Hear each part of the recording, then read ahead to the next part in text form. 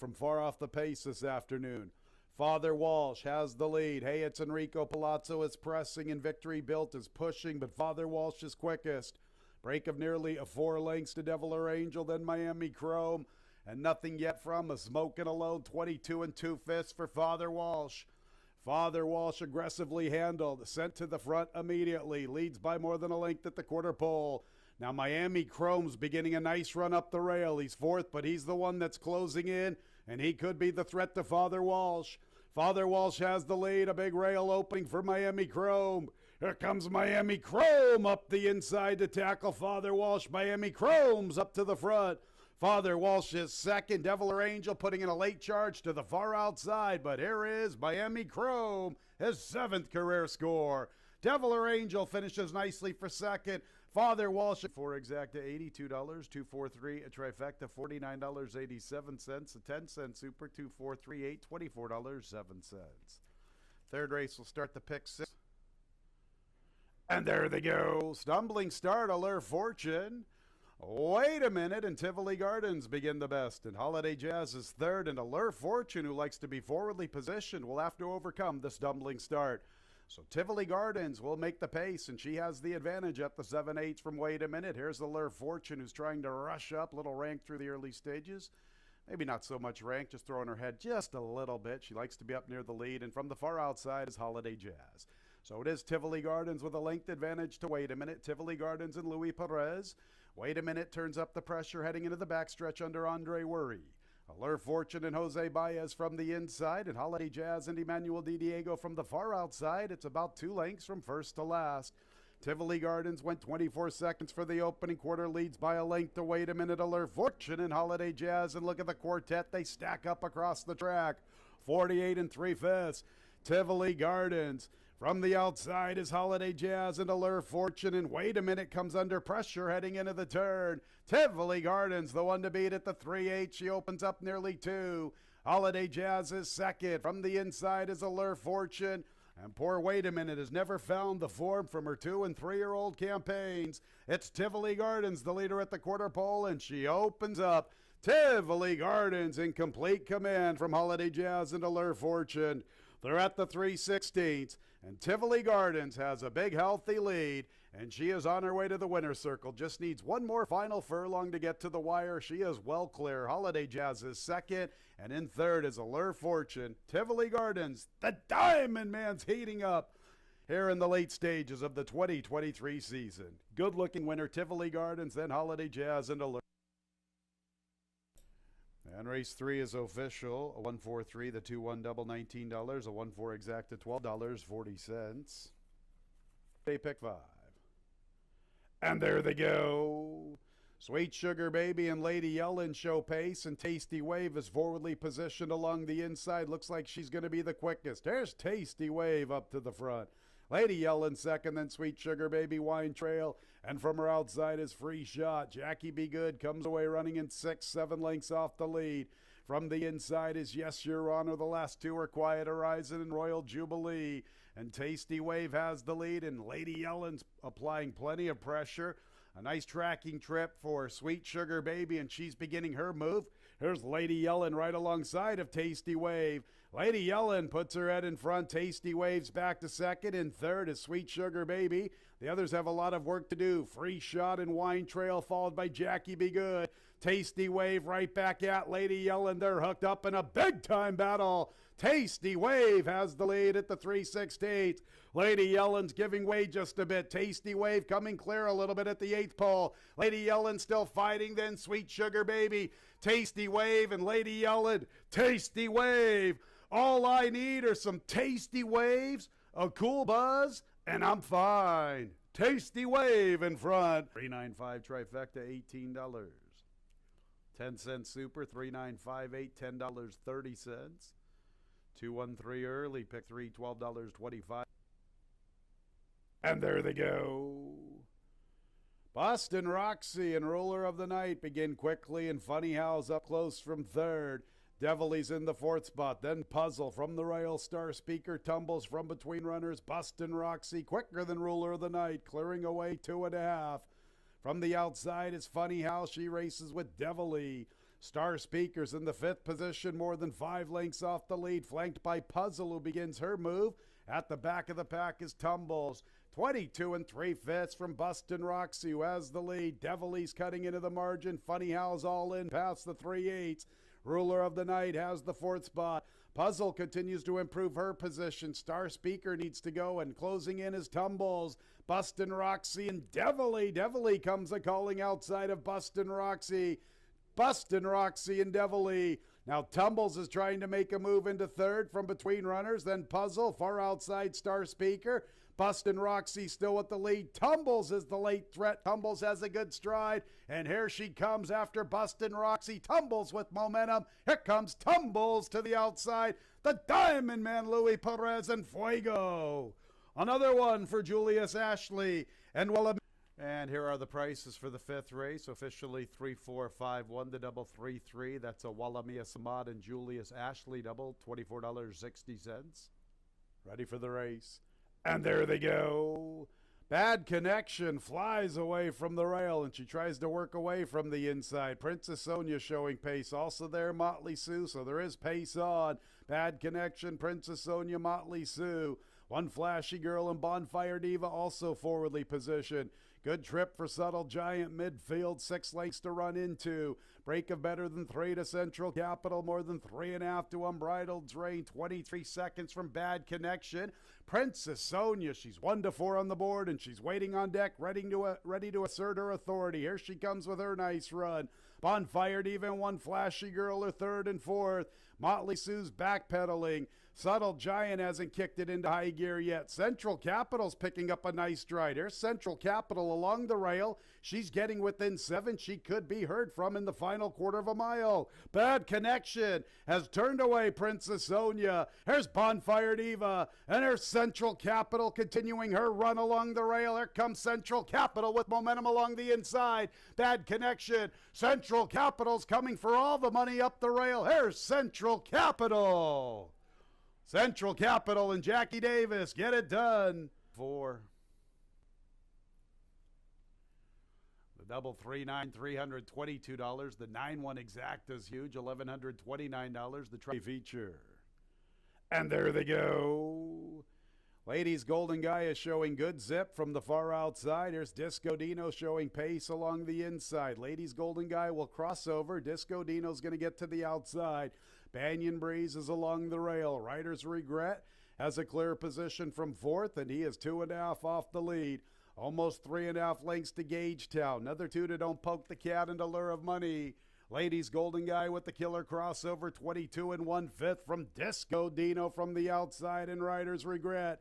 And Banyan Breeze is in the battle from 4th, and now here's Banyan Breeze making a sharp move from the rail. Banyan Breeze, Ladies Golden Guy, and Rider's Regret. Disco Dino gives way just a bit. He's back to 4th.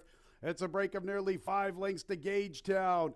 Allure of Money's trying to pick up his best stride. And Don't Poke the Cats at the back. Banyan Breeze. Rider's Regret's running a big one. Rider's Regret and Banyan Breeze. And Ladies Golden Guy fights on from between runners.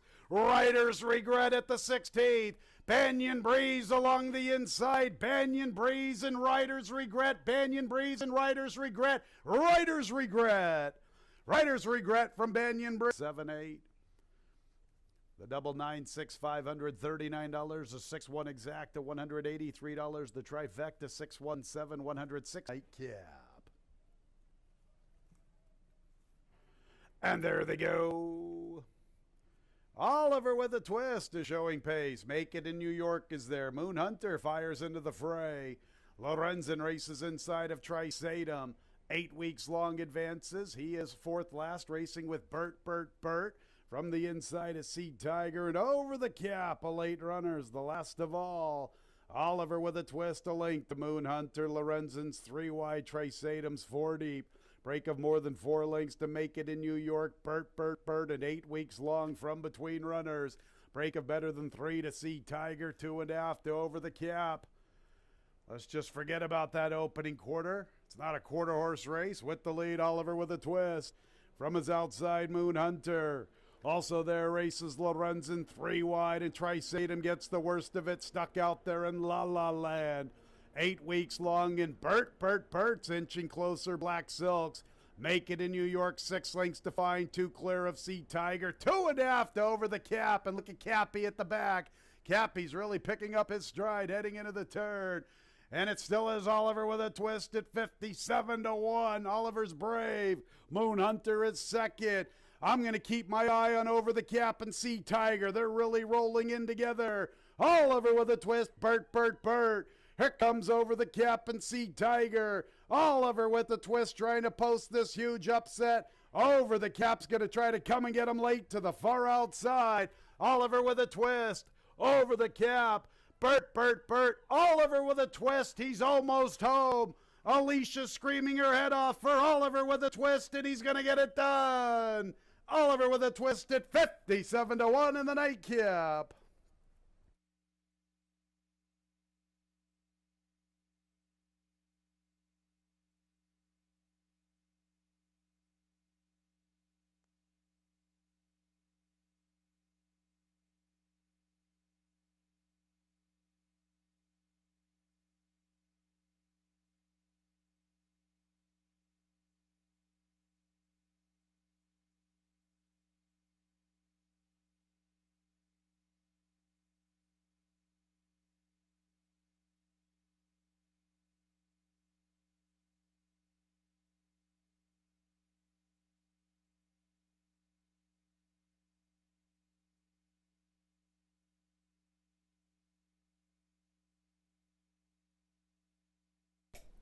Good morning, ladies and gentlemen. Welcome to Finger Lakes Gaming and Racetrack. At this time, please rise for the playing of our national anthem.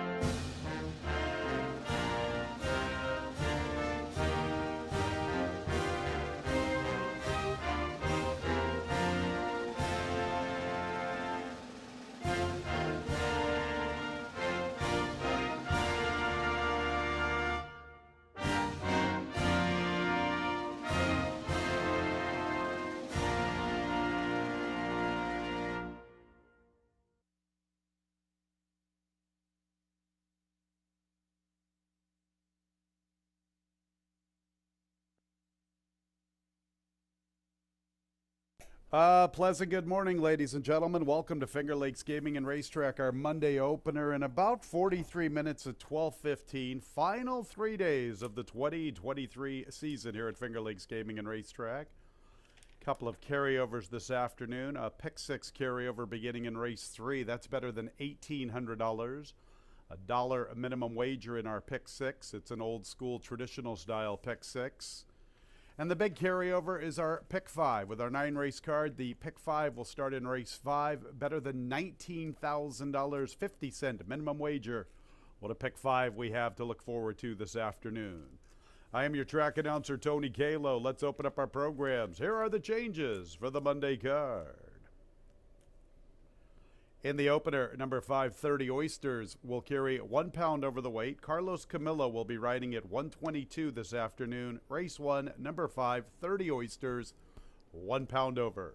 Race 1 will begin the early double and the early pick 4. Our second race will commence the early pick 3. There are no changes in race 2.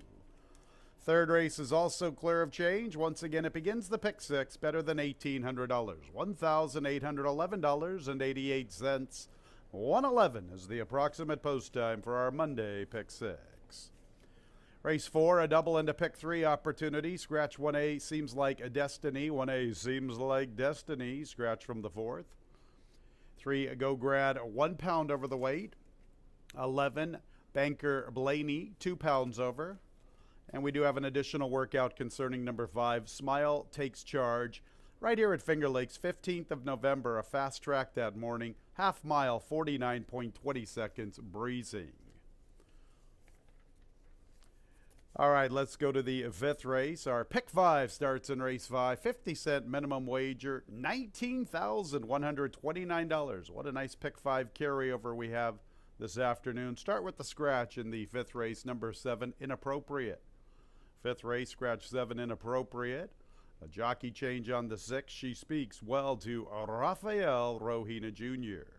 Race 5, number 6, She Speaks Well, Rafael Rohina Jr. Approximate post time for our pick 5, 2:07. All right, on to race 6, beginning the late pick 4. Scratch 7 started with stars. 7 started with stars out of the 6th. 8, Joey Big Nose, 1 pound over. 7th race begins our late pick 3. Scratch 10, Lady Lawrence. 10, Lady Lawrence out of the 7th. We have 3 overweights. The 1 Unbridled Sister, 2 pounds over. 2, Dr. G and Alley, also 2 pounds over the weight. And the 4, Dreamery, 1 pound over. And we have an additional workout concerning number 5, Dorth's Soul Dancer, right here at Finger Lakes, 15th of November, fast racetrack, half mile, 48.40 seconds, breezy. Those workouts are in the daily racing form. I don't believe they are in our programs. All right, the 8th race will begin the late daily double. Start with the scratch 7, Jitter Juice. 7, Jitter Juice out of the 8th, 1.25 mile distance. How about today's card? We have a 1 3/16 race and a 1.25 mile affair. A little triple crown flavor here at Finger Lakes for the Monday card. 7, Jitter Juice stays in the barn. 1 Interstate, 1 pound over. And that additional workout concerning 2, Kodiak Brown, 15th of November, Finger Lakes fast track, half mile, 53 seconds, breezing. And we get to our Monday nightcap, the 9 race card. And we have scratches for 1A and 2. 1A, the Fabulous Moolah. 1A, the Fabulous Moolah. And 2, Boy Is She a Lady, both scratched from our Monday nightcap. Sun is out. It's a little crisp. Not too bad for November 20th, a few days before Thanksgiving. Final 3 days here at Finger Lakes. The carryovers, 39 minutes away. Fast racetrack. Have a great Monday. Up next, Dave Matthijs.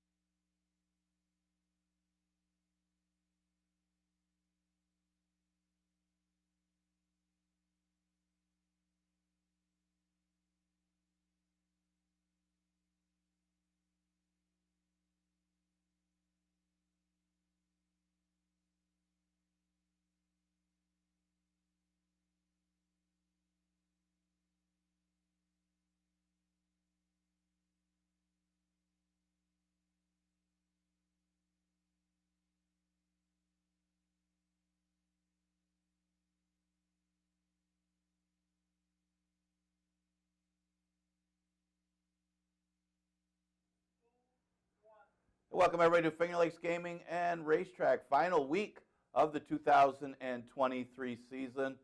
Enjoyable year it has been. Similar schedule for next year's. We'll run probably late April till, still to be announced, but late April till around Thanksgiving time. Keep in mind, 3 days left, and we are going to conclude Wednesday, so 2 more after today. We got some close races in the jockey and trainer rankings. You got Manuel Di Diego up by 3 over Koa. That's been a close race for a while now. But interesting, another rider has emerged as Luis Perez has been on fire lately. He's only a few behind, I think 4 behind Di Diego at the present time with these 3 days left. If he can keep the kind of momentum that he's had, maybe he can come from behind and get the victory. A furious late run from Luis Perez. Mentioned in Wednesday, last time we ran, we had some long shots. I mean, we had a carryover in the pick 5 of over $19,000. That's no surprise, as we had some big price winners. Writer's Regret took the feature race of the day, speaking of Diego, for Ralph D'Alessandro. And then in the last race was the Dylan Clark pulling off the huge upset with Baez. Oliver with a twist. Race lacking in a lot of speed, took advantage of that and kept going. So here we are on Monday of the final week with a pick 5 carryover of over $19,000. So get involved. Only a couple more days left. Want to hit today? Maybe we can keep it going. Another pick 5 carry would be great. But Wednesday, final day of the 2023 season. And of course, Thursday's Thanksgiving. Got to eat your homemade pasta for Thanksgiving.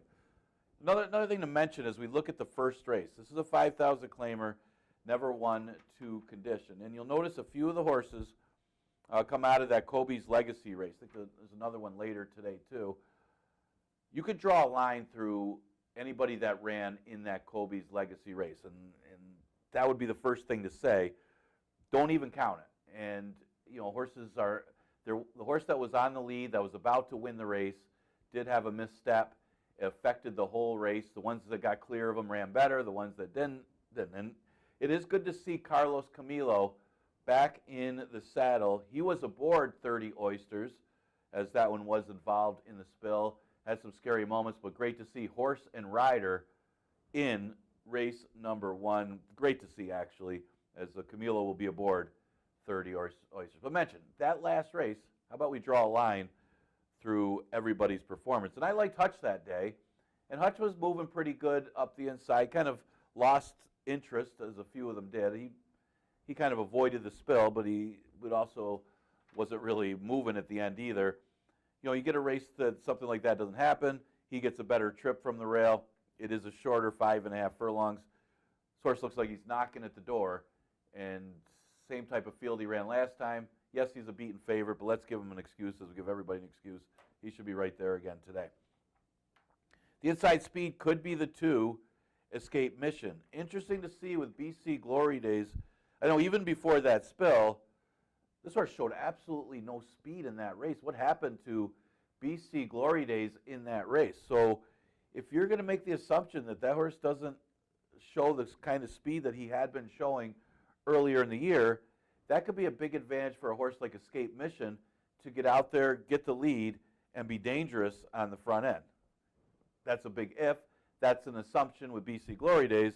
But Escape Mission had been facing tougher before dropping last time anyway. He didn't break all that sharp in his last race. He plays in here. A tricky one is the 6 Triton's Creed. Now, you cannot leave out these connections. You just simply can't. Happy Face Racing Stable, they're having a great year. Had Finger Lakes winning multiple stakes races for Michael S. Ferraro. And mentioned Louis Perez has been on fire lately. They're going to add blinkers with Triton's Creed, turn back in distance. This is Michael S. Ferraro time of year. Usually like Michael S. Ferraro stretching out, but here he is cutting back in distance, adding the equipment. Interesting move for Triton's Creed. Wouldn't be a surprise. And then I'll throw in the morning line favorite, Aerodromos. I mean, this one's, okay, he went off double-digit odds last time. Hutch went off the favorite. Now, Aerodromos is the favorite. Hutch is in a race that you could just completely draw a line through, almost like a non-race. So I'm not taking this horse as the morning line favorite. Certainly had good form going into the race, but I would demand a much better price than 2-1 if the horse was 10-1 last time and just was there because he avoided a spill. 1, 2, 6, 3 in race number 1. Second race, an 11-9 claimer, going 6 furlongs. It is a never won to condition. Got a new face in here in the 2. Happy Bob talking about a cutback in distance. This one takes the blinkers off, but just simply has a little bit of a class edge and a numbers edge on the rest of this field. Just has to keep his form turning back here. Interesting, he has run without blinkers early in his career. The races aren't bad. Those are open maiden special weights that he had been up against before getting through the maiden condition when dropping to 40 and then 25. This horse is far better class than the rest of these horses, and his one win was at 6 furlongs. Just a matter of getting a pace to chase. Looks like that he does. You got to figure under the knife from the inside, busting credit in New York Riesling. They're all horses that aren't that quick early, but are horses that are going to be involved in the early pace that Happy Bob could sit a trip as long as he doesn't find himself too far back early, because in those route races, it seems like he'd like to be involved, if not out in the lead. The 3-horse Busting Credit, maybe 6 furlongs could be a little better for him when he's not so aggressive early to get the lead, although I don't have much of an excuse for him last time. They went pretty slow up front, and he still got beat.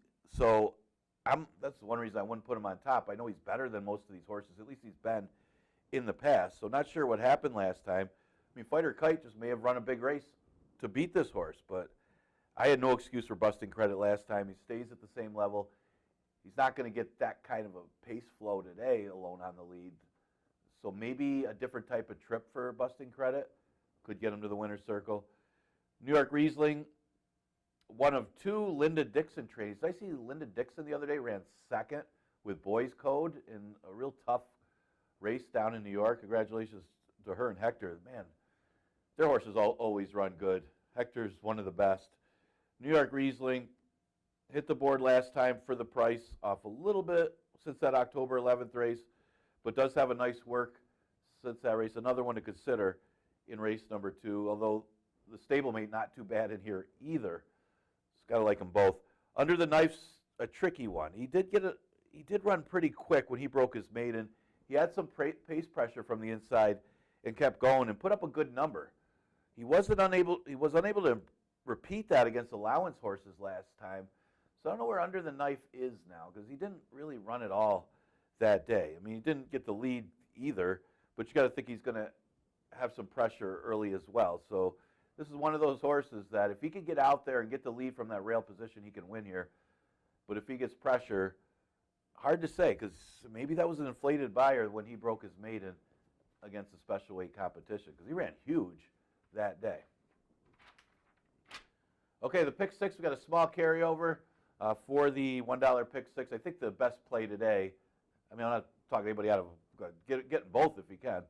The 5th race starts the pick 5. 5th race, over $19,000 carryover. We still got a little bit of a carryover in the 3rd, and these pick 6s can pay pretty well with that $1 minimum.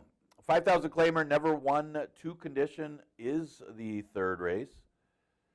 Somebody's going to win race number 3. I thought this was the most wide open on the card. Comes down to the trip. Comes down to how this track plays today, too. Kind of watch it. If you're playing the pick 5, kind of watch the first few races. See if you can pick up on anything if the track's playing a certain way. Because I got a deep closer in here, and I'm not going to like my chances at 5.5 furlongs if speed is pretty good early in the day. But, I mean, Thundering March, he's running good, always runs his race, fires late, just a matter of getting the right kind of pace scenario. Looks like there's a chance to. I mean, you do have Gonna Be Dancing and Iron Horizon as the 2 speeds inside. How quick do they go? Well, maybe they may not go that quick, but I don't really love anybody in here. I mean, Up for Adventure is going to get play. He's a logical horse, but the problem with Up for Adventure is he doesn't win. Maybe today. I mean, the horse is 1 for with a lot of seconds and thirds, over at the distance. This might be a field that Up for Adventure just simply is better than, and he beats. He's probably better than most of these horses. But it's hard to have faith as him as a favorite in race number 3, especially when we've been getting some prices lately. Going to take a shot with a deep closer in Thundering March. Hope this pace backs up, even though it's a short distance of 5.5. Going to Be Dancing. It does have good early speed. He's going to be out there with Iron Horizon, who figures to be the other speed. I don't like Gonna Be Dancing's last race. I'm willing to forgive it if he can get out there and get the jump on Iron Horizon. He's got some races early in the year that are better. He was off a little bit of a break. Maybe the freshening, getting a race, coming back could be good for him. It's a good angle here at Finger Lakes. Could use him second. 3rd choice, I'll go with Up for Adventure. Hard not to use him in the number. You could almost make the assumption that Up for Adventure is going to be somewhere in your top 3 or 4. Is he going to win is the big question if you're taking him as a horse that might be a short price. I'm going to use him 3rd just because he doesn't win. I mean, a lot of these horses have had chances. Not a lot of them win. But this is one in particular that just simply hits the board a lot, which is pretty good for some of these cheap horses, too. They always get a check. The 5, One for My Brother. You could draw a line through the last race as the horse did have trouble. But he didn't beat much when he broke his maiden for 5. So hard to say how good this one is. I mean, Dancing with Rico had a couple seconds in a row before, actually he finished second to a stablemate the other day. I was going to say he won, but he didn't. The stablemate got the job done for him. So that was a horse that likes to get second that he beat. But the trainer's on fire right now to finish out the year. He's looking for the trainer title. It's another one to consider in a wide open third race that'll start off the pick 6. Okay, we got a couple 2-year-old races today. The 4th race, a maiden race going 6 furlongs. Scratch the 1A. Seems Like Destiny. Tough race, really is. Looking at the rail horse, not always a great place for a 2-year-old, but he is making his 3rd start. Stewie comes off a 2nd place finish to Benji Brown. Now, Benji Brown is the horse that is out of Miss Ruby Cubes, I believe, that just got out there alone on the lead and kept going. And Stewie actually had kind of a troubled trip. Broke poorly, made a nice move up the inside, and seemed to have a ton late, but it was more the pace flow that got this horse beat than anything. And Benji Brown came back and ran pretty decently in the stakes race a couple weeks ago. So Stewie looks pretty strong here, but these are 2-year-olds. You got a few of them that could improve off of their recent races. Plus, you got a few first-time starters in here. But off that effort for Stewie, I think this horse could be awfully tough in here. Again, I think it was the pace flow and maybe even the off-track and the trip he had. He had 3 different things against him last time for Stewie. And you're not going to get that short of a price, it seems like, because you got a big field here. Profitability ran in that same race, was wide, but you got to think Stewie ran the better race of the 2. The horse still ran well. I mean, he ran 3rd. Stewie was able to save a little more ground than Profitability, but he also had trouble getting caught behind horses, off bad. So Profitability might have to run better than Stewie does if they both improve off of that last race. He still plays. I actually like both John Buckley horses in the number here. I mean, an interesting one is the outside horses. Don't usually like this post, but Banker Blaney comes in here with a good work and comes out of a tough race. Let's face it, he did take a little bit of money at 12-1. Yeah, you can't love the post, but this is at least the dam is a half to Dancers for Token, a horse trained by John Buckley. That's a good one. That's a stakes winner here at Finger Lakes. This one's 15-1 morning line. It's a little bit interesting with that bullet work coming in here with some decent breeding, plus attracting Louis Perez. Go from that horse, got all outside horses here behind Stewie. I mean, Stewie's going to have if he can break from the rail and break well from that inside, that might be what Stewie might be up against, is being inside if some horses cross over on him, which doesn't look like. Yeah, he just shows speed in his first start. So if he breaks better, he's probably a horse that wants to be on the lead from that inside position. Otherwise, he might be up against it. Well, behind him, I got Profitability, who's got a 9 post. Banker Blaney, 12 posts, basically an 11 because the 11 scratch. And then On Cloud Wine, who's got a 10 post in here. This is a first-time starter for Troy Smith. Attracts Andre Worry.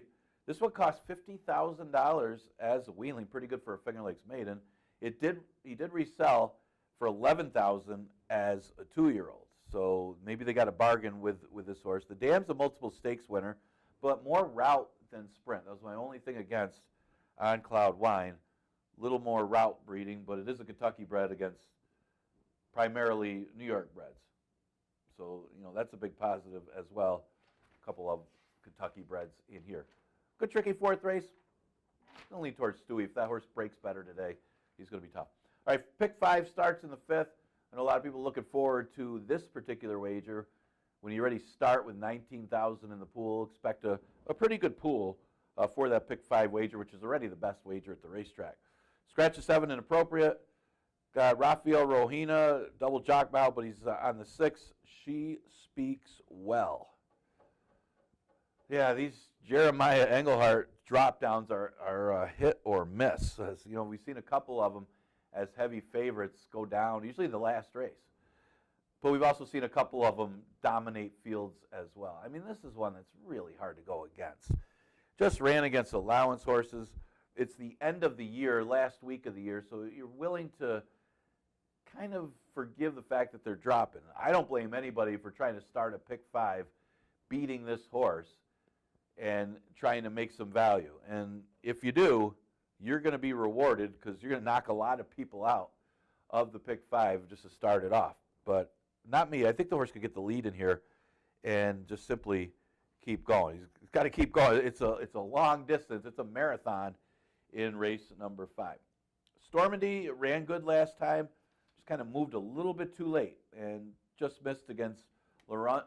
It was a case of Lorenzo getting first run on Stormandy. You know, you could say it wasn't the best fields either, as Lorenzen didn't run too well the other day, but it was pretty poor tactics on Lorenzen as well. But Stormandy ran well. I mean, maybe underestimating where Lorenzen was as he took over and just couldn't quite get him. You know, probably a one-run horse at that point was Stormandy. Off of that race, hard not to use him in the top 3. Horse that's got some room to improve with a trip over the track is the 2 with no name. This one for Torelli and the Niz was running, actually broke his main in a sprint race. They tried the horse in the Sleepy Hollow Stakes as a 2-year-old. Well, only made 3 starts now as a 3-year-old, so you got to think, who's got the best room to improve of anybody in this race, especially going this longer distance? With no name. I mean, the horse was off a long layoff to start off the season, probably needed 1 or 2 races. It actually didn't run that bad. I mean, he had no excuse last time as he was low in speed, but he didn't run that bad either. So he does have some room to improve, making his 4th start and 2nd race over the track. Always good angle. The 6, She Speaks Well, going to use for 4th. Rafael Rohina's been bringing in some prices as well. Brought in that one for Brooke Ficarella the other day, the one named after the New England Patriot horse there, Bill Belichick and Josh or something like that. But She Speaks Well comes off a bunch of top 4 finishes, so hard not to use him in the top 4 because that's where this horse finished. Can he break through to get a victory? Maybe with the right kind of trip. 3-5, 2-6 to start off the pick 5. You know, maybe you make a play, single in the 3, and then come back with the 2-5-6 in your pick 6 for another play. It's tough one because I didn't see a lot of singles in this pick 5. I mean, maybe you take a shot because there's a couple of races you can narrow down to 2 or 3 horses. Maybe you take a shot in this pick 5. Remember, it's a 50-cent minimum wager, so it does give you a little more of a chance to spread things out a little bit. Okay, scratch the 7 out of the 6th race. And you know, this is an interesting race because you got a few 2-time winners in this state bred condition. Joey Big Nose is only a 1-time winner, but you got to like that name. But you know, the 3 inside horses, I got them all 3 in my top 4, and they're only 2-time winners.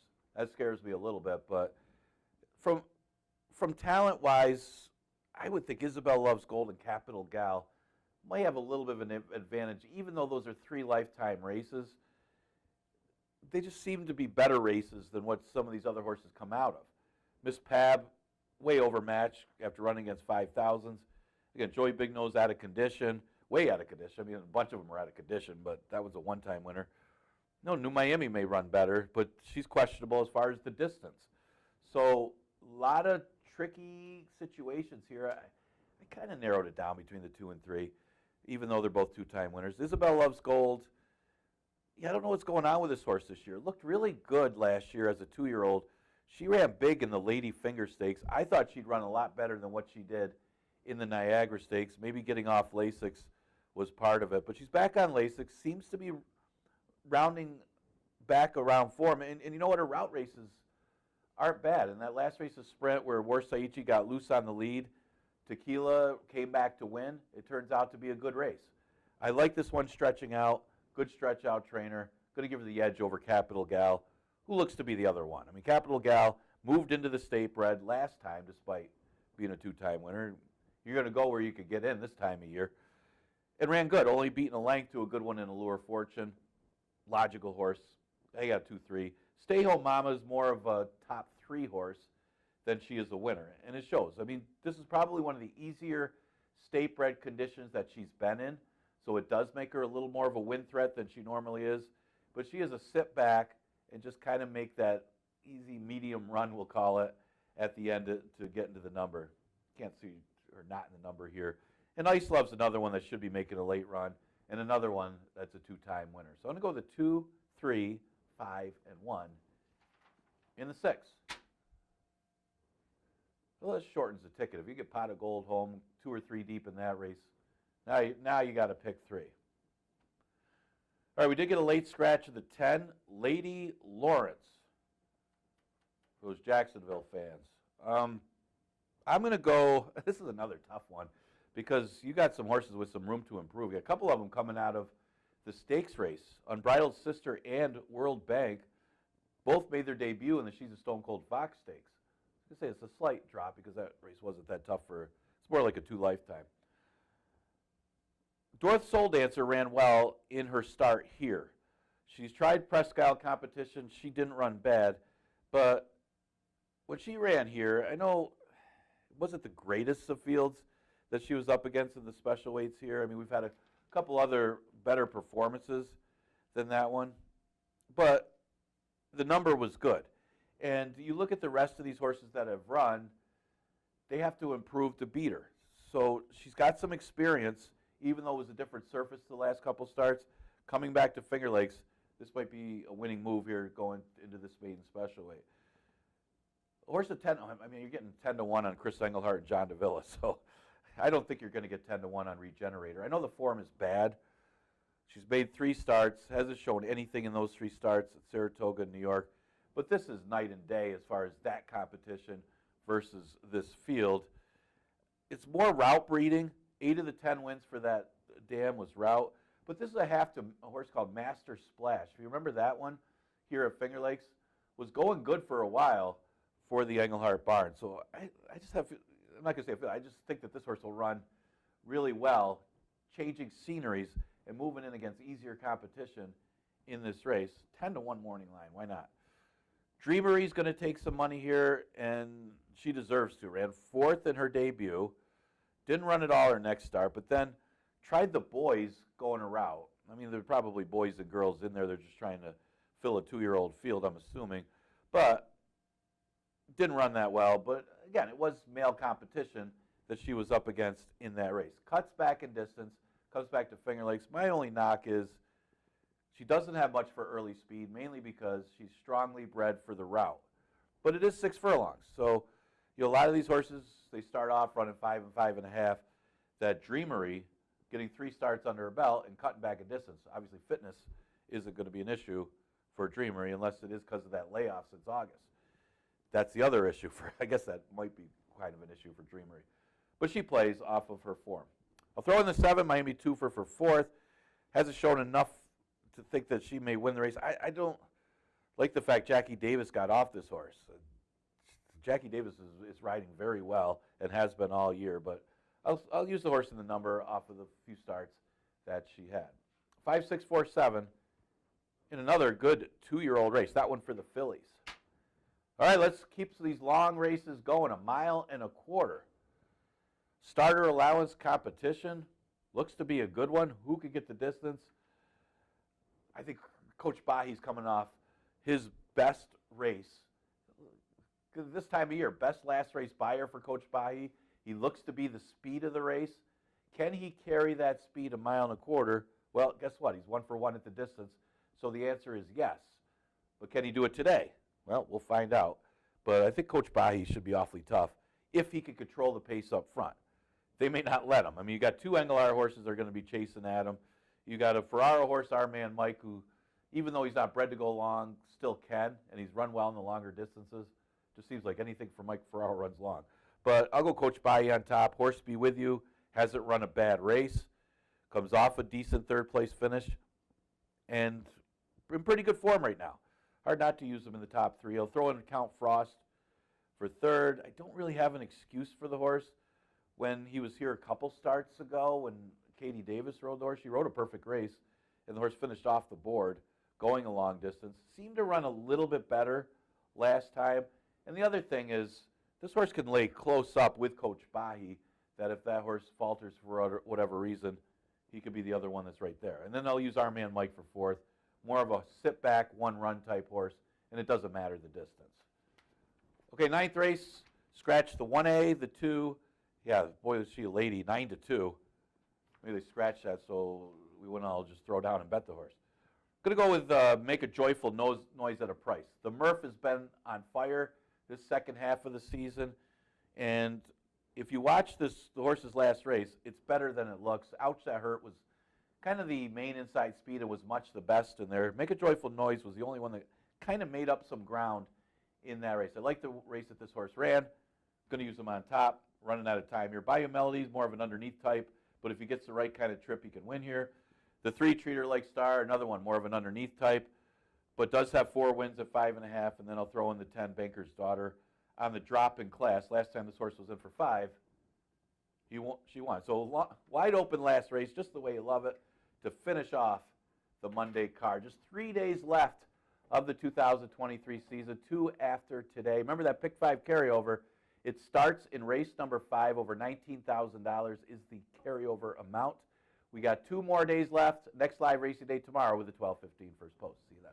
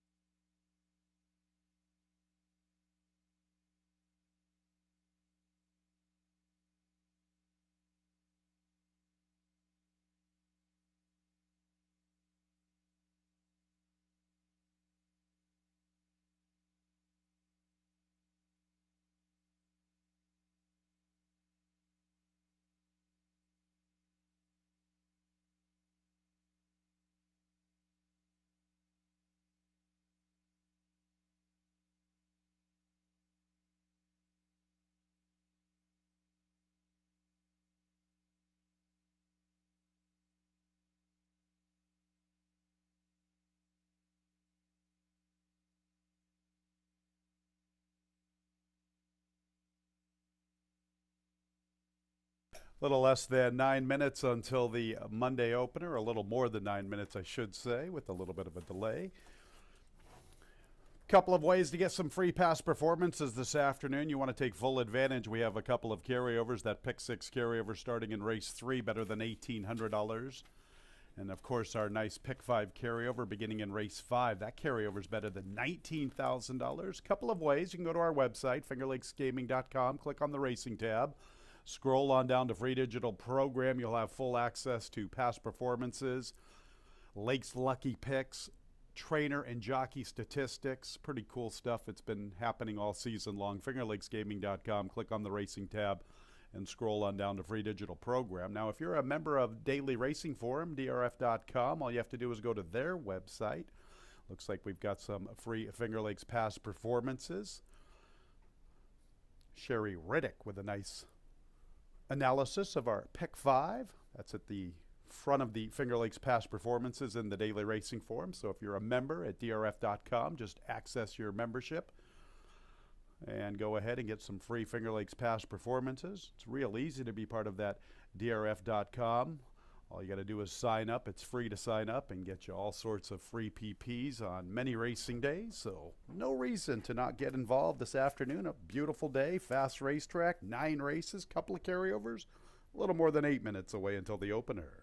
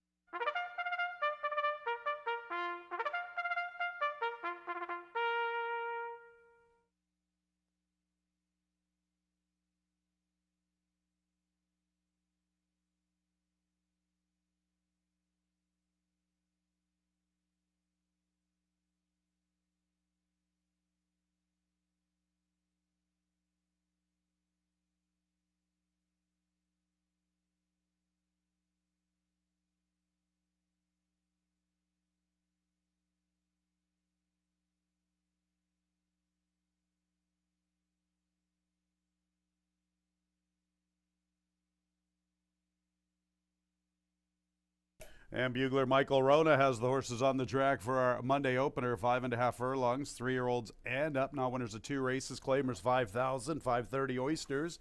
1 pound over. Here they are. Number 1, Hutch, Kevin Navarro. Second choice at 2 to 1. Favoritism with 2. Escape Mission 6 to 5. Michael Davila Jr. Up next will be number 3, Aerodromos and Stephen Fred. Number 4 is BC Glory Days, Rafael Rohina Jr. 5 is 30 Oysters, Carlos Camillo. 6, Trident's Creed, Louis Perez. And the 7 is 8, Sunset Drive with Jose Ventura. Our Monday opener in a little more than 2 minutes.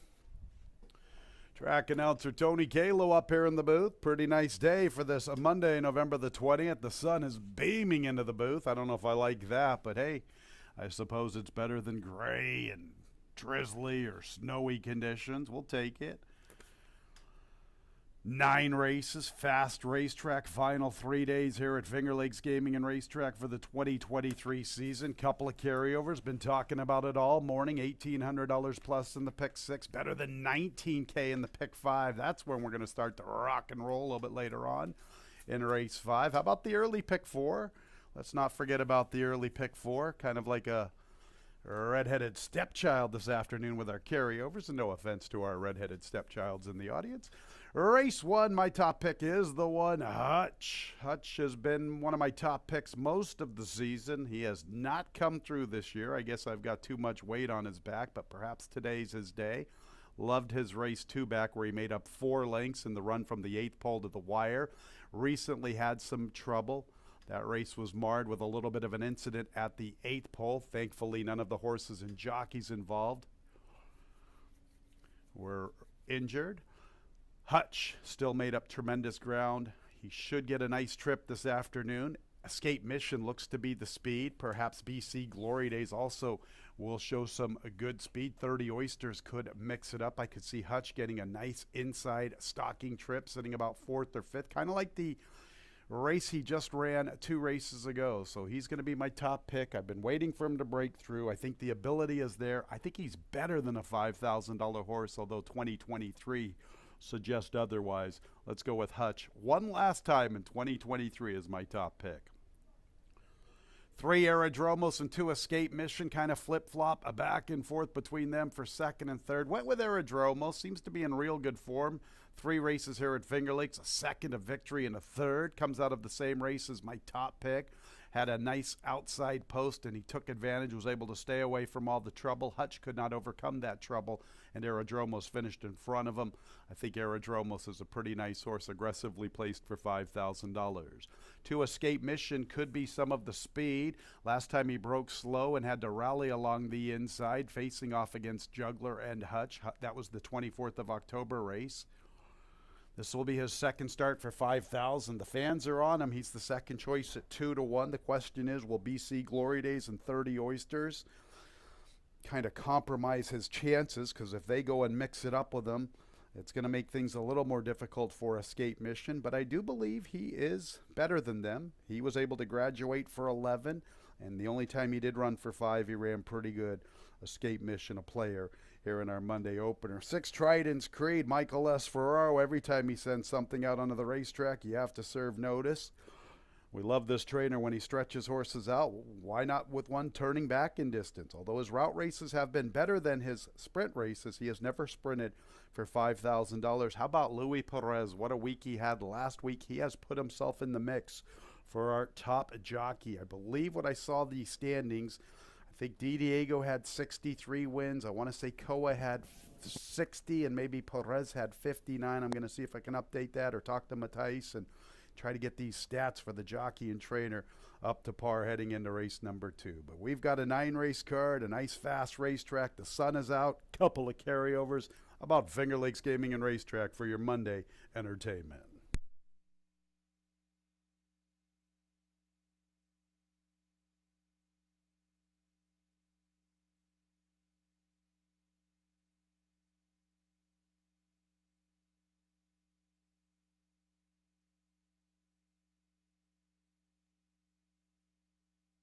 The horses are approaching the starting gate.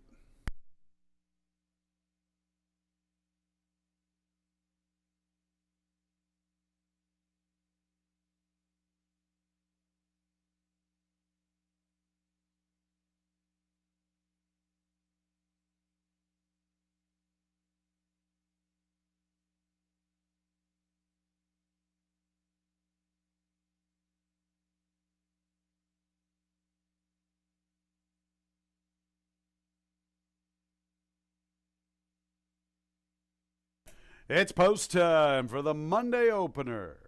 Number 1 Hutch at 8-5, the 3 Aerodromos at 5-2, the 2 Escape Mission, third selection 3-1. After that, the 6 Trident's Creed turning back in distance. He's 7-1. We have a field of 7 to start this 9-race card.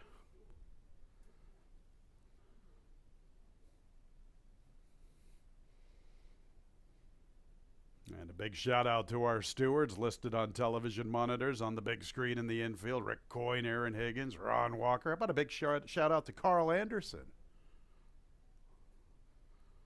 I think I heard him up here in the placing judges.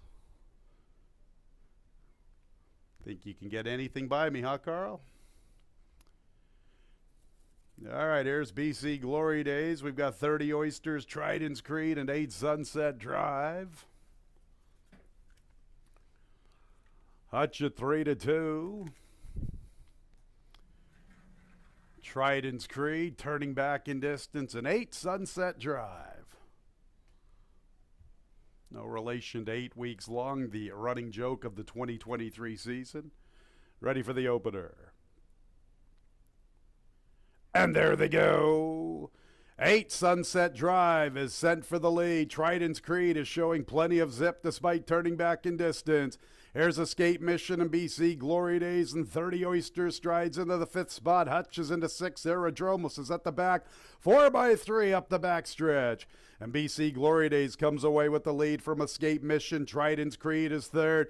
And here is Hutch progressing nicely with that inside stocking trip. He has momentum at the 3/8. He's into 3rd. And Hutch is closing in after the top 2. It's a break of at least 5 lengths to 8 Sunset Drive. Aerodromos not really picking up his feet. 30 Oysters from between runners. BC Glory Days and Escape Mission. What about the trip for Hutch? It's time to recognize him. He's going to tip 3 deep, and he's coming with his run. Hutch is closing in after the leaders. BC Glory Days and Escape Mission. Here's Hutch to the outside. Hutch is making his move, and Hutch is trying to lug in, but he has come away with the lead. Escape Mission fights on. Hutch is going to win the opener. Hutch at 4-5. BC Glory Days 2nd, then Escape Mission. Maybe 30 Oysters for 4th.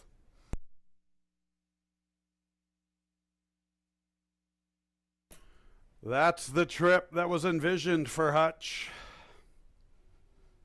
Hasn't come through yet in 2023. Maybe the season concluder for him will get him there. Lugged in a little bit at the 3/16. 1 minute 5 and 37 100ths. Worked out a beautiful trip. Shaped up nicely for Hutch. Good race between BC Glory Days and Escape Mission. Placing judges will sort it out for 2nd and 3rd. Hold all tickets.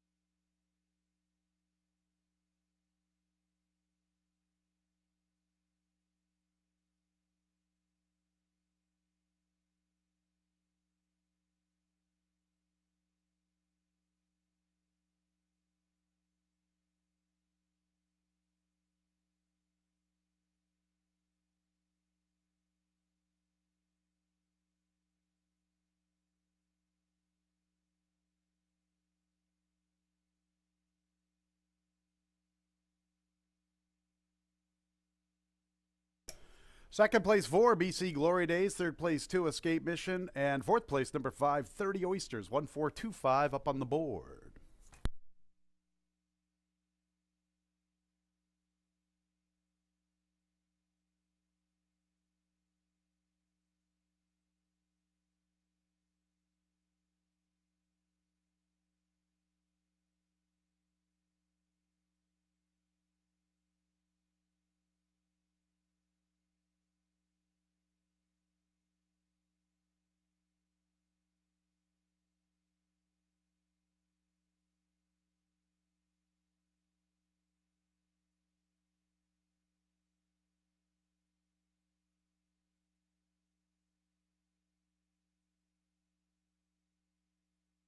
Hutch is making his way into the winner's circle. First appearance in 2023. He's a 3-year-old, a big gelding by American Freedom out of the damn Carzona City.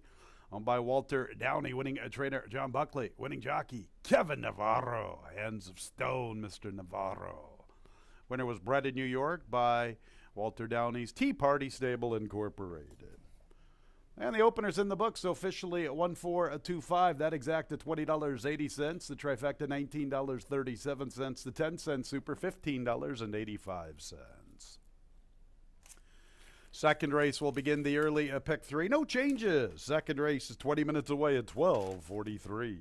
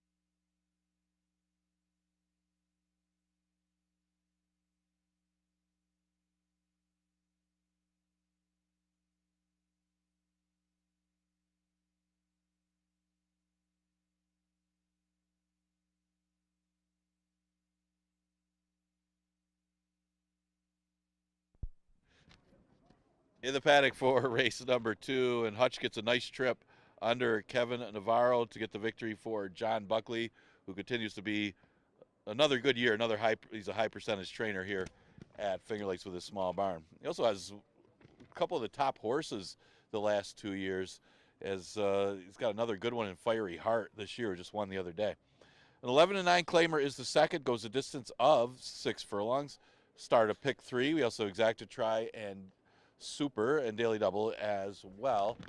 And you got a new face in here. Kind of tricky read as he cuts back in distance after running in a few route races.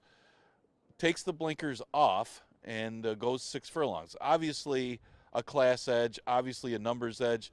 The last time this horse sprinted, talking about Happy Bob, was in the mud, but that race is good enough to beat these. And before that, he was running against open maiden special weights in New York. So class-wise, this horse for Dominic Schettino, good enough to beat this field. But he's still got to run his race here with his new surroundings. Plus, got to run down the speed, but it does look like there's a couple speed types in here.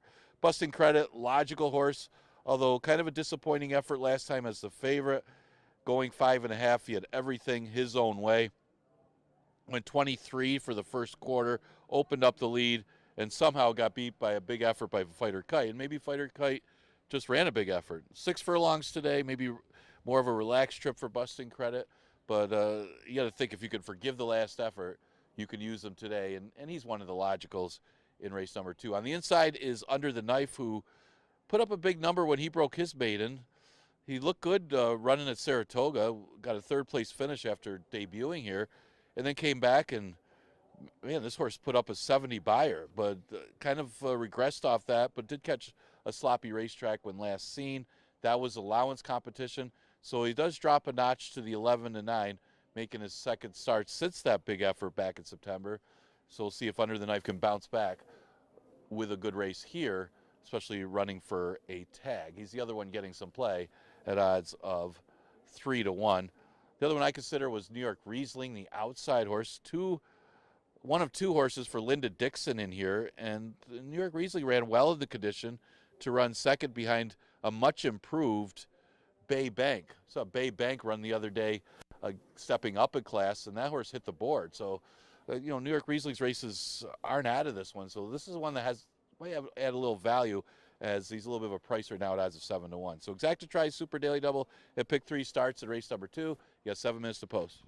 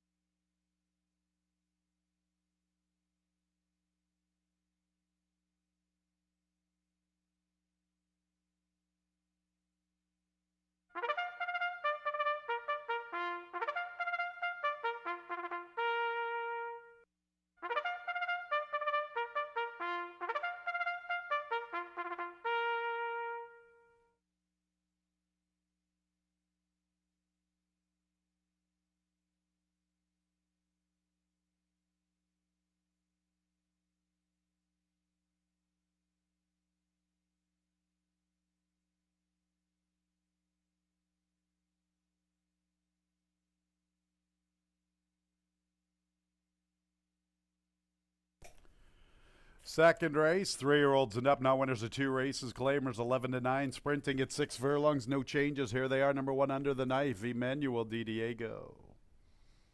2 is Happy Bob, Jackie Davis, the big favorite at even money. Next will be number 3, Busting Credit with Joel Cruz. 4 is Dancing with Jake, Rafael Rohina Jr. Stablemates 5 and 6, 5, Captain of My Heart, Jeremiah Flores. And 6 is New York Rizzling, Nazario Alvarado. And post time in a couple of minutes.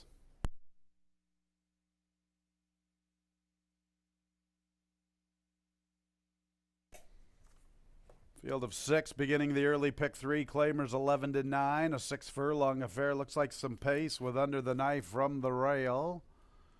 Busting Credit likes to mix it up, although he has been able to sit a trip and win, like when he graduated, sitting about a length off through the early stages. New York Rizzling likes to run and gun from the far outside.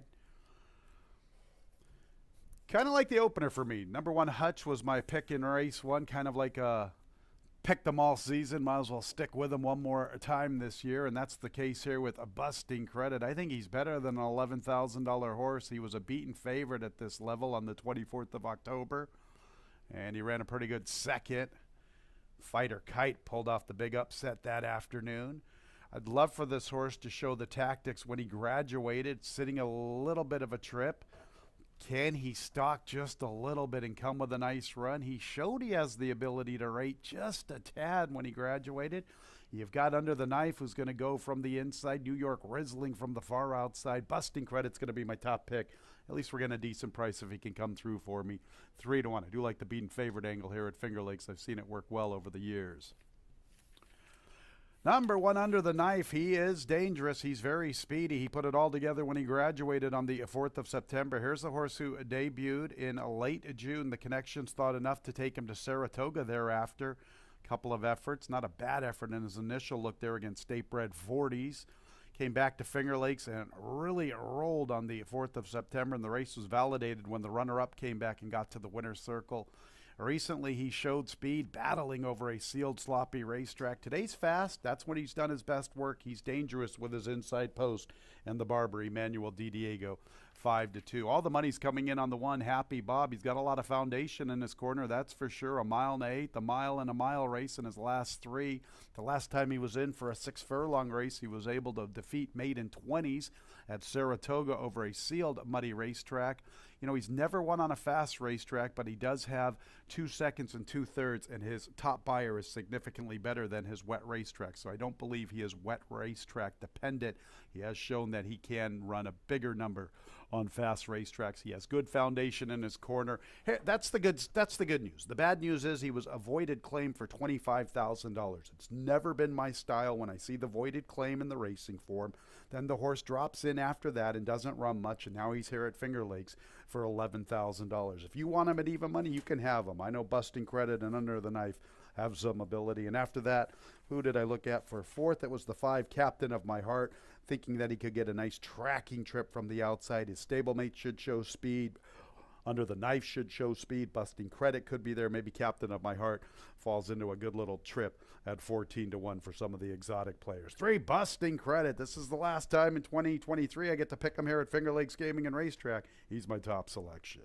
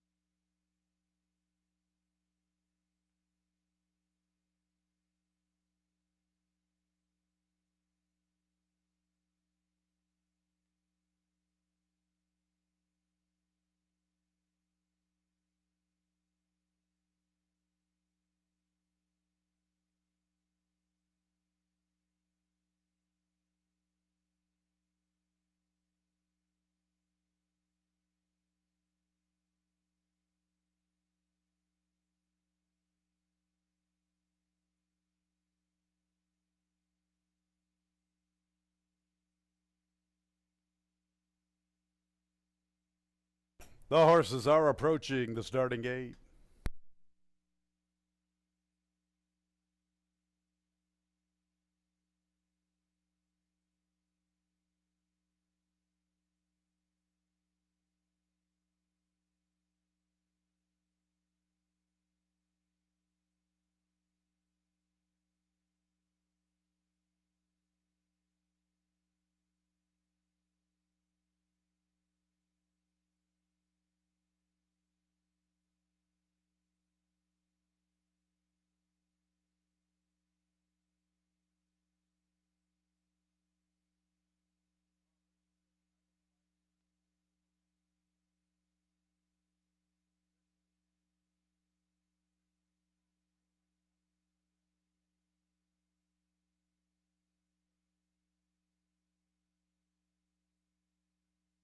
It's post time for the second race. Happy Bob's the favorite. He's 6-5. One under the knife's 2-1. Number 3 Busting Credit is a 5-2, and after that it's the 6 New York Riesling. That's 7-1.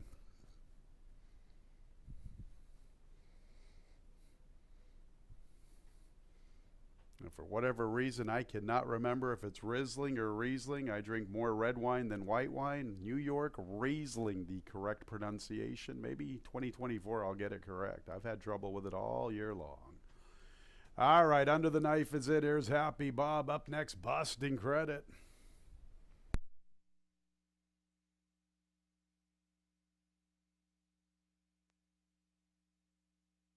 Up next, Dancing with Jake. Stablemates, Captain of My Heart, and New York Riesling. Linda Dixon with the 5 and the 6. Happy Bob. He's even money. Just about ready for the early pick 3.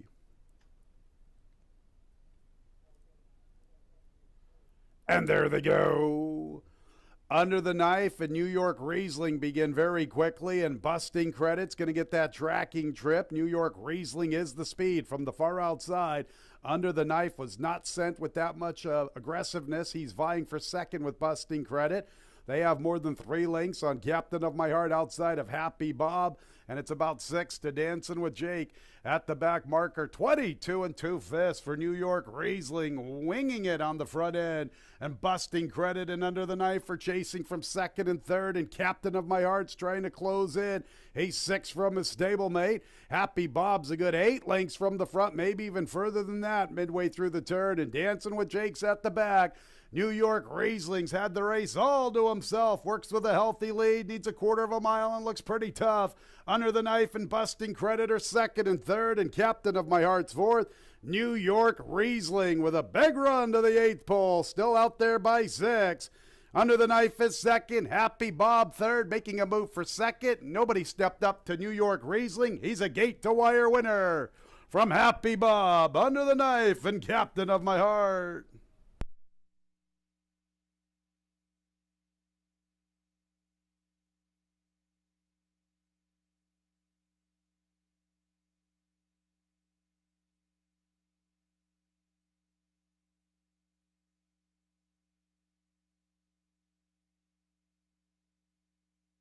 New York Riesling, a gate to wire. Nobody stepped up to him through the early stages, and they all paid the price.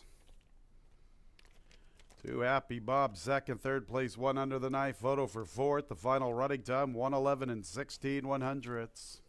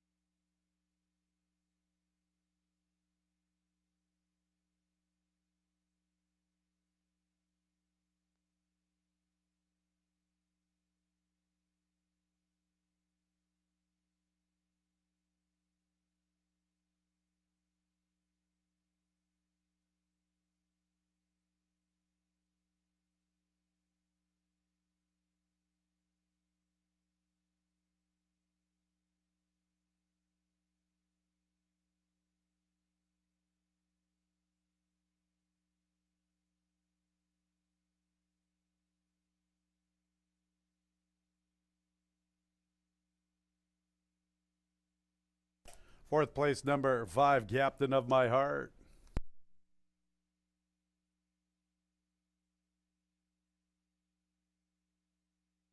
New York Riesling is in the winner's circle, a 3-year-old chestnut gelding by Reedsdale out of the dam El Coyote. Owned by Linda Dixon and Hector Alejandro. Linda's the winning trainer, winning jockey Nazario Alvarado. Winner was bred in New York by Hidden Lake Farm LLC.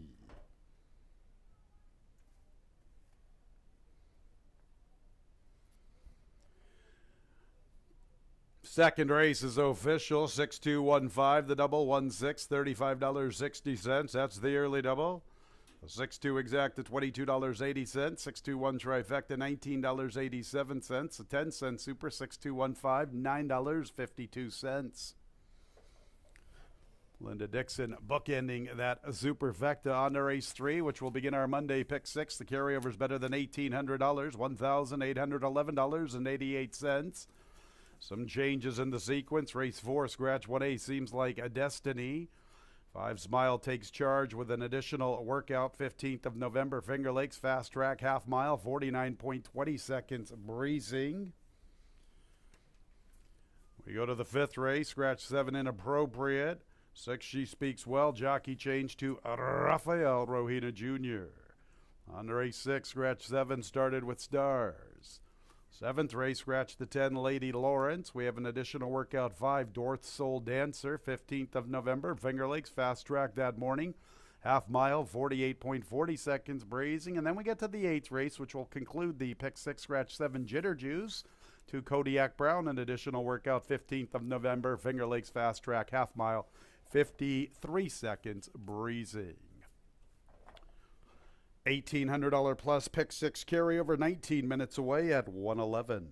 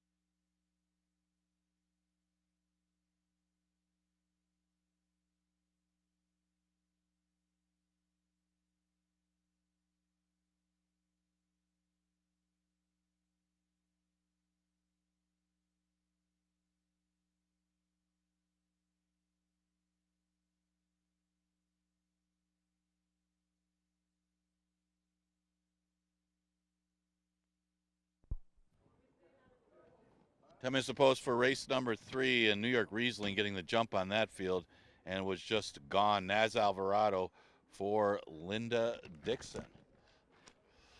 We go to the third. We start the $1 pick 6. This one's got a small carryover. The big carryovers with a pick 5 that starts at race 5, but this is a good one to get involved with as well. It's a never 1-2 claimer, and you look at the board, money pretty spread out. I did go with the 7 Thundering March, taking a shot at a deep closer. Of course, you just watched a good-looking gate-to-wire winner.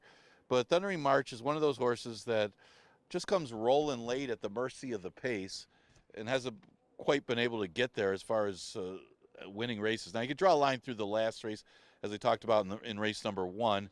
That was the Kobe's Legacy race where there was an unfortunate spill, so you could draw a line through anybody that ran in that race. In the previous 3 races, this horse was hitting the board, all 3 of them, even at 5.5 furlongs. This is a weak enough field that if the pace does take its toll, Thundering March might have something to run at, and one of a few that you can make a case for. The 2 horse is going to be dancing, one of the 2 speeds in here. This one probably going to be out there with Iron Horizon, who normally shows good speed. No real excuse last time for going to be dancing. It was off a little bit of a layoff and was in pretty tough as Tunnel Vision, the winner, was pretty good. Of course, Thundering March closed by to beat him that day. So all depends on the pace flow for going to be dancing, but he could have an improved effort staying at 5.5 in a little bit easier field. He's at 3-1. And the 4 horse, you got Up for Adventure. What can you say about Up for Adventure? A lot of seconds and thirds. Good enough to beat this field, but does he want to win is the big thing for Up for Adventure. Big cutback in distance for Up for Adventure, but I don't think the distance matters for this horse. He usually puts in his late run, just not really much for winning races, and he hasn't won at this distance, and he's 1 for 22 at Finger Lakes. Maybe this is a field that he can beat, but he's going to have to get the right kind of trip, one that you can't not use in tries and supers. But he's like Thundering March. He's going to have some work to do to close and get the win. One for my brother. Also comes out of that Tunnel Vision race, and he had a rough trip in there, but hard to say how good he would have been with or without the rough trip. He was coming off an easier maiden win where he beat Dancing with Rico, who was still a maiden, I believe. But second try at the 2 lifetime, what do you say? Is you can forgive the last effort because it was a troubled trip, and maybe he could be a good superfecta player in here. He's getting a little play at odds of 7-2. So the $1 pick 6 starts in race number 3. Exacta Try, Super Daily Double, and pick 3 also available here.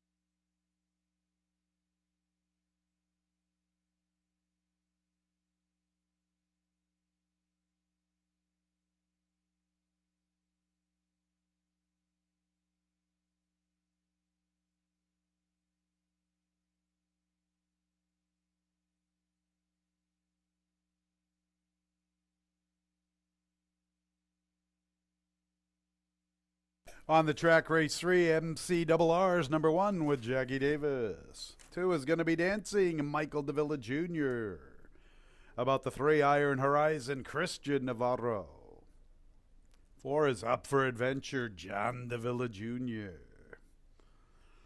5 is One for My Brother, Joel Cruz.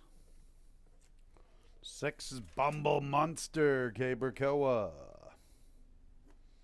And the 7 is Thundering March with Louis Perez. John Buckley's looking for 2 on the card.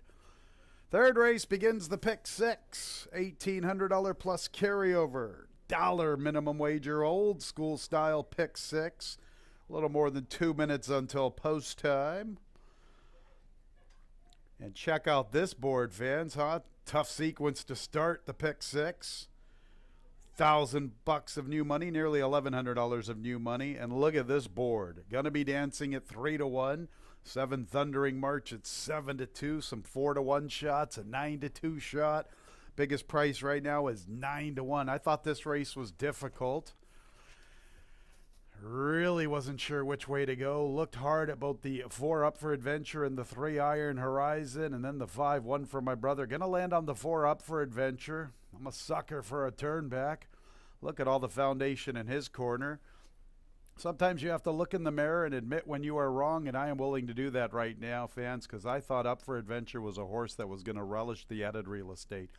Upstart Blood up top with Flatter. That indicates a long-distance races. Literary Lady, the dam, a Birdstone dam, was successful in longer races. The Blood top and bottom cried out that Up for Adventure would succeed around 2 turns. That was not the case. Perhaps he's just a better late-running sprinter, and I am hoping that is the case with all this foundation in his corner and John Davila Jr. And John always gets labeled as a front runner, but I'll tell you what, fans, he can win from off the pace as good as anyone. Here comes Up for Adventure in the center of the racetrack to get it done in race 3. He's my top pick. 3 Iron Horizon, if he can shake away from Gonna Be Dancing, and 1 for My Brother, he could be the dangerous speed. He looked good when he graduated, building up a 4-length lead. There's one of his rivals, 1 for My Brother. In fact, he finished in front of another rival, Thundering March, 2 races ago. Ralphie D's had a very, very good season. Big shout out to the man, Ralphie D. He's won 38 races, maybe even more. I'm not sure when those statistics in the Daily Racing Forum apply to. Let's check it out on Wednesday. Ralphie won a race, so maybe Ralphie's numbers are even loftier than the 38. This horse has speed. He could be the inside speed. Can he put away Gonna Be Dancing? Those two should be mixing it up. I'm hoping they will be mixing it up and even add 1 for My Brother to the fray, and that should help my top selection Up for Adventure come with his run. But we just saw a race in the second race in which I thought there was a few pace types and one was able to shake clear, and that's always dangerous here at Finger Lakes. Sometimes somebody just gets out there by themselves and gets very, very brave. 5 One for My Brother and my brother Paul Barrow. Paul's trying to win this trainer's title. Has about a 3-length lead, I believe, on Chris Englehart in the final 3 days. This horse was able to graduate 2 races ago. Beat Dancing with Rico. Rico came back and wasn't able to get it done the other day. His stablemate was better than him, but he did run second once again. His initial test against Winners was nothing to write home about, but it looks like he had a lot of trouble. He was in tight at the 3/8 and he had to check, and it looks like he was in contention before he encountered all that trouble. I'm willing to give him another look. And then the one MCRR, who kind of like my top pick, is hoping that he's going to get abundant amount of pace to chase into. If so, he could be coming with a big run in the final 1/4 of a mile. Boy, I didn't even talk about the 7 Thundering March. He's 2-1 on the board. He's had plenty of chances. John Buckley, Louis Perez. This horse also could be closing with a lot of ground. This race is tough, fans. It's a very difficult first leg of our pick 6, and the board indicates that. Thundering March at 5-2. You've got Gonna Be Dancing and Up for Adventure, both at 3-1. Best of luck in the pick 6. A little more than $1,600 of new money. The big wagers coming up in race 5. That's our Monday pick 5, where we have a $19,000 plus carryover.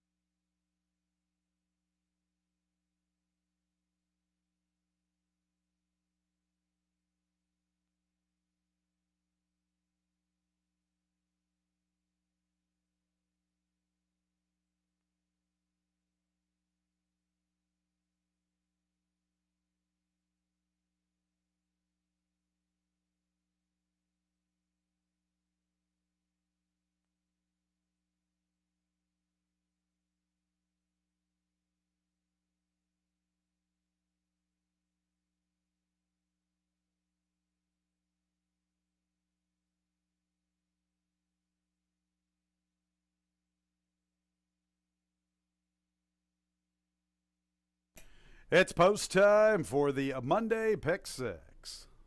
Number 7, Thundering March is the 5-2 favorite. Number 3, Iron Horizon, 3-1. The 4, Up for Adventure, 7-2. Check out this board, huh? 2, Gonna Be Dancing, 4-1. The 1, MCRR, 5-1 in the wagering. 5 and 6 are the 2 long shots. $2,100 plus of new money. Make it $2,200 plus of new money in our Monday Pick Six. There's Bumble Monster. And then the current favorite, Thundering March, John Buckley, looking for a training. A double captured the opener with Hutch. We're ready for the Pick Six. And there they go. Good start for Thundering March. Bumble Monster is there. Here's Iron Horizon showing his speed. And Gonna Be Dancing wants to go along the inside. Iron Horizon, Gonna Be Dancing, and Bumble Monster. In the 4th spot races, 1 for my brother, and he's getting a nice trip, although he appears to be climbing just a bit, going to maneuver to the far outside. Break of 4 lengths to Thundering March, MCRR, and Up for Adventure, turning back in distance, now hitting his best stride at the 3/8, 23 seconds for that opening quarter. And Iron Horizon is the quickest of the quick. And chasing him from the outside is Bumble Monster. And 1 for my brother comes with his run. Along the inside is Gonna Be Dancing, and Thundering March is really picking up his stride. Here's Thundering March with a lot of momentum in the 2 path, and he gets a big crease to cut through, and here comes Thundering March. Thundering March is rolling along the inside. He and Bumble Monster get to the front together. Thundering March with an inside trip. Bumble Monster with an outside trip. It's Thundering March. It's another one for trainer John Buckley. Louis Perez and Thundering March in the Pick Six opener. Bumble Monster was second, and we're Gonna Be Dancing. And 1 for my brother MCRR, Up for Adventure, never kicked it in at the back there, was Iron Horizon.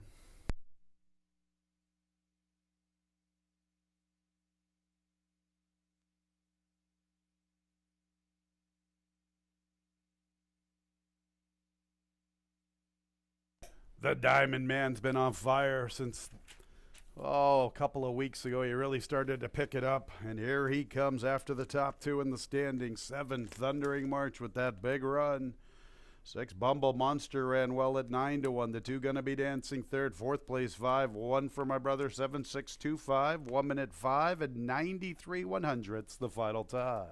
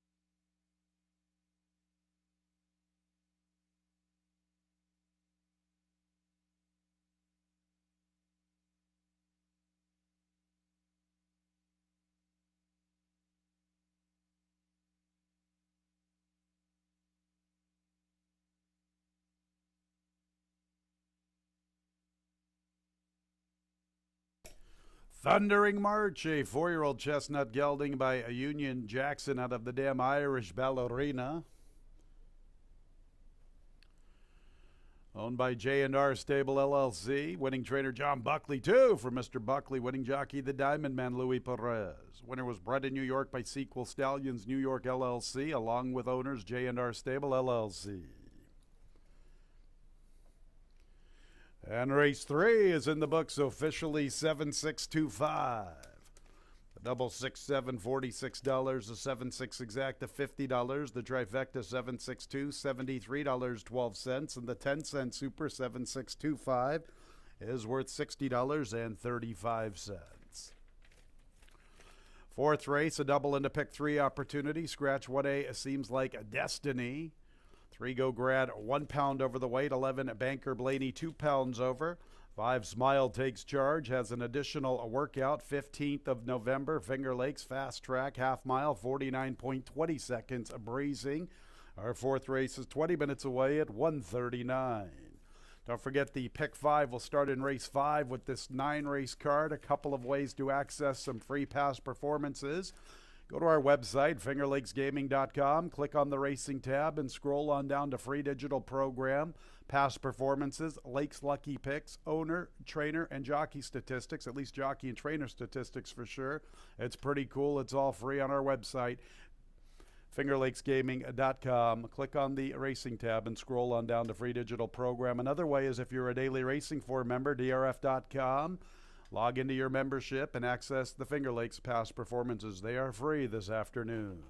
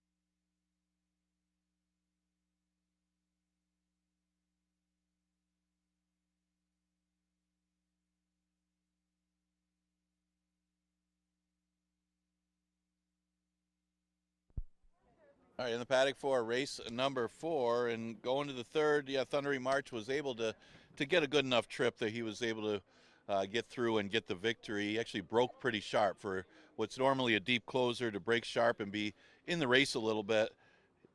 That's good, and he was in position. Louis Perez couldn't have rode a better race, splitting horses and going on to victory. So John Buckley, that's his second win of the day in only 3 races. So he gets the victory in not only the first, but he also gets a victory in the third. Louis Perez, another victory, as he has moved himself into the top rider picture. He's only 3 behind Manuel Di Diego at this point, I believe. So 4th race, tough 2-year-old maiden race going 6 furlongs, obviously. When you're talking about 2-year-olds, anything can happen in these races. The start means a lot, too, in these 2-year-old maiden races. As we scratch the 1A, Seems Like Destiny.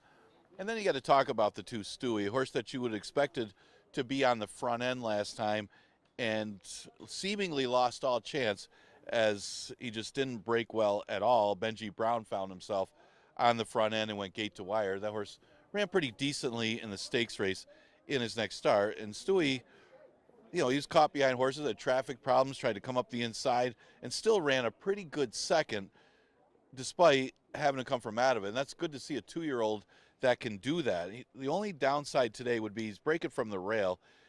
If he breaks well, he's going to be awfully tough. I can see him going right to the front end from that rail position, and they're going to have to catch this horse. If he doesn't break, he could find himself in a tough spot from that rail position. If horses get in front of him, get that dirt kicked in the face, and so on and so forth. So a break could mean everything here for Stewie. He's 7-2, though, for a horse that looked pretty good in his first start at Presque Isle. It was more the beginning of the race than anything that beat him last time. The other horse that comes out of that race is the 10 Profitability. He had a wide trip last time. Unfortunately, he's probably going to get the same kind of trip today because he's outside again. Probably wants to go a little further too, but at least he gets another half furlong. He's going to have to make up the ground on Stewie, who will probably be on the front end, but he was far behind Stewie in that race. But probably a different race today if Stewie breaks from the inside.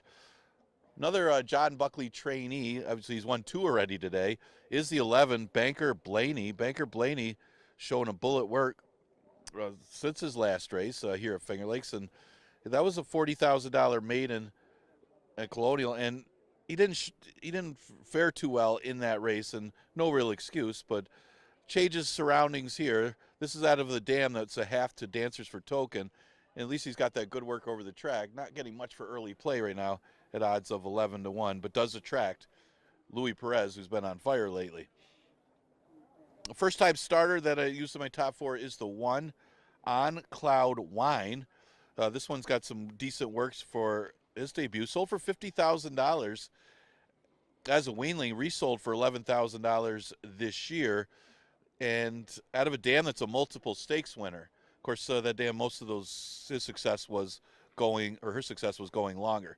But we'll see how this one does. Not getting much for early play either at odds of 8-1. The other horse that's getting play is the 4, Mischief Exposed. No real excuse in his debut, as this one had the lead in easy fractions and faded to be third. Of course, that's his first start. He's got some room to improve. He tried Presque Isle competition and didn't fare too well, so back to Finger Lakes, see if he's improved in his third career start. That's some of the horses that are getting some action in a pretty nice wide open 2-year-old event. Exacta Tri Super Daily Double and Pick 3 starts here.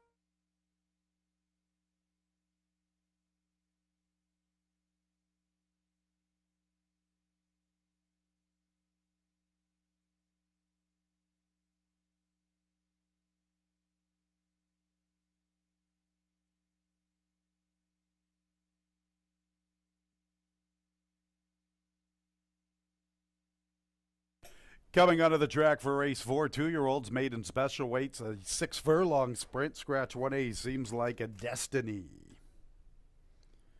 3 Go Grad, 1 pound over the weight. 11 Banker Blaney, 2 pounds over.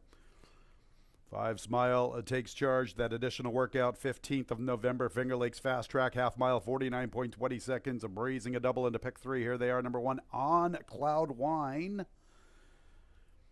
And Andre Worry, one of the first timers. Looks like the 2 has skipped the parade. 3 is quarter horsed out of the parade. 3 is Go Grad, Emmanuel Di Diego. 4 is Mischief Exposed to Jackie Davis.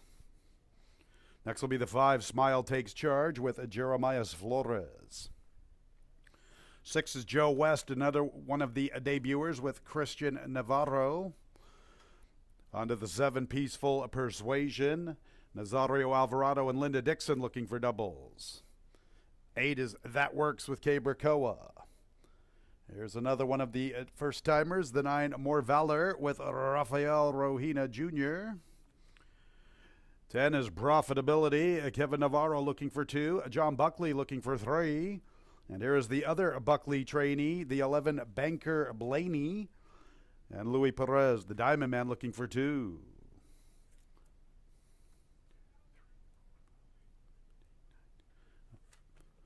A field of 11, our 4th race, a double and a pick 3. A little more than 1 minute until post time. We'll get to this analysis very quickly.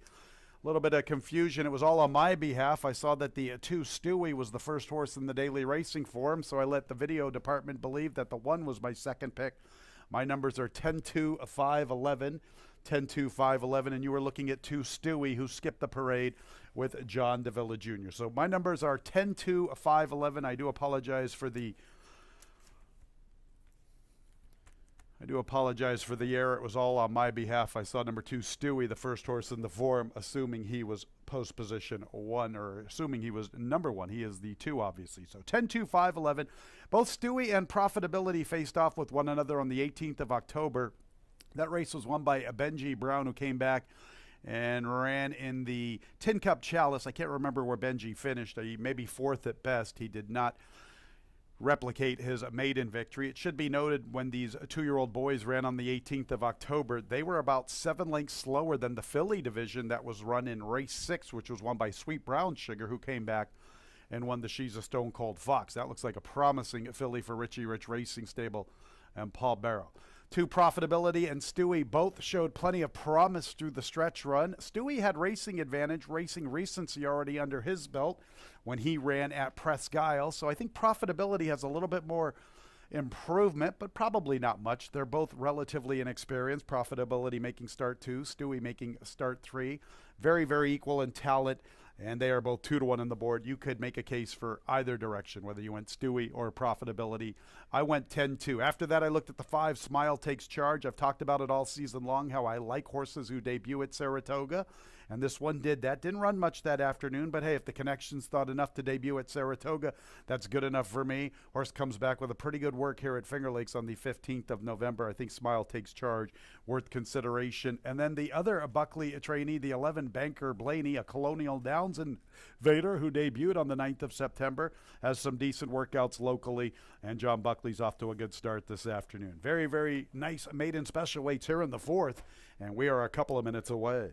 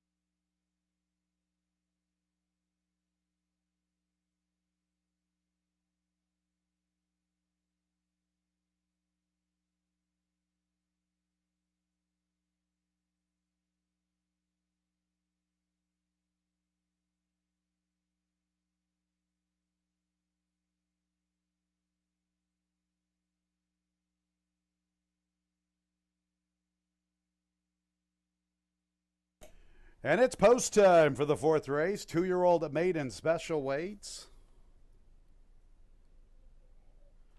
Big size field of 11. 3 first-timers on Cloud Wine, Joe West and More Valor. Stewie and Profitability. Profitability 3-2. Stewie at 2-1. Mischief Exposed 9-2. After that, it looks like double digits for the rest of the 2-year-olds. Working on Go Grad. He's just about in. Up next will be Mischief Exposed.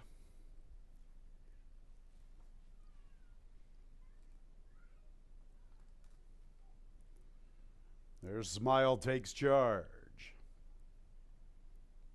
Joe West, one of the 3 debuters, on Cloud Wine, and More Valor, the other debuters.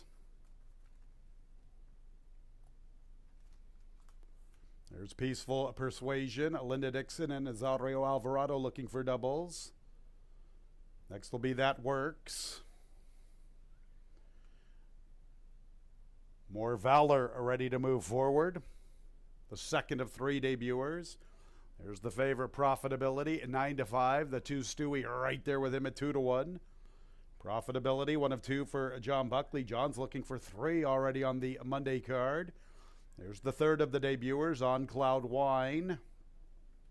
And Banker Blaney, who debuted at Colonial Downs, the other John Buckley trainee. Ready for the 2-year-old maiden special weights.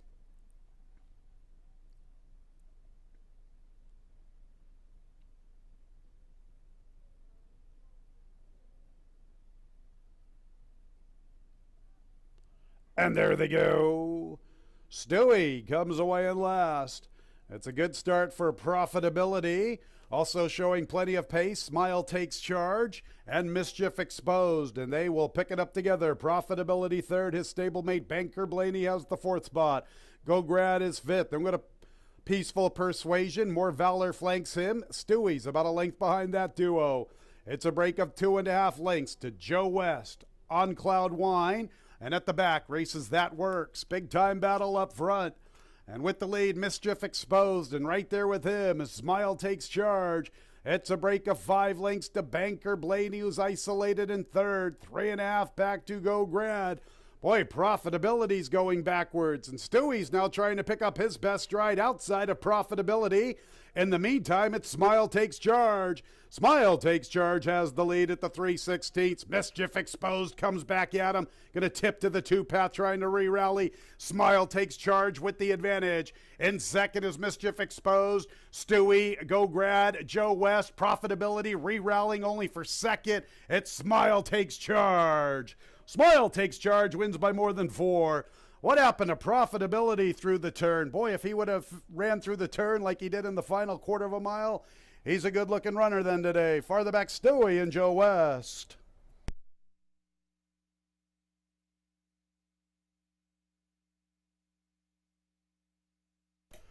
Big 15-1, Paul Barrows. Smile Takes Charge.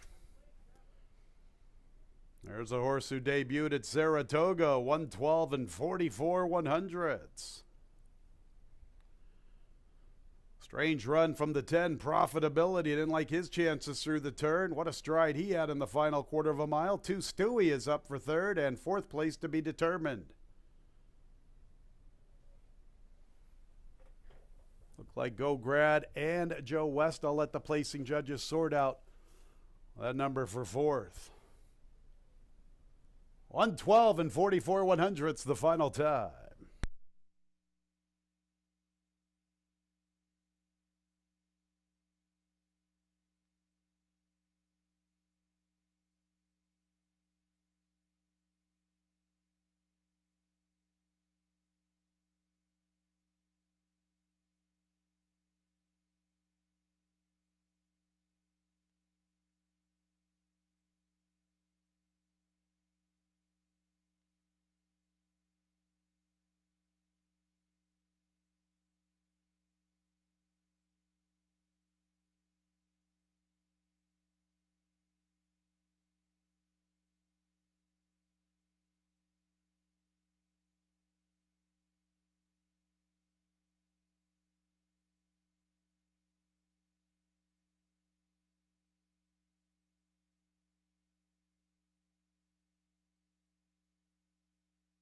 3, Go Grad was able to hang on for fourth. I believe the 6, Joe West, was the one closing after him. 5-10-2-3. 5-10-2-3 unofficially in the fourth.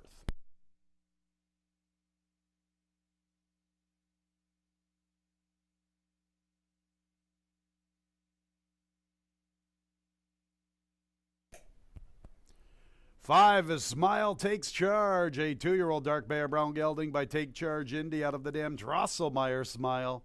Owned and bred in New York by Bogo. Francis Palangeli. Winning trainer, our leading trainer, Paul Barrow. Winning jockey, Jeremiah Flores. Big 15-1 on Smile Takes Charge.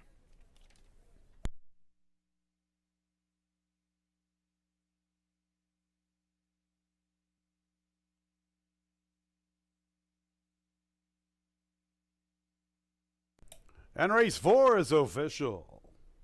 5-10-2-3, 5-10-2-3, top 4 finishers. It's a big double, 7-5, $218.50.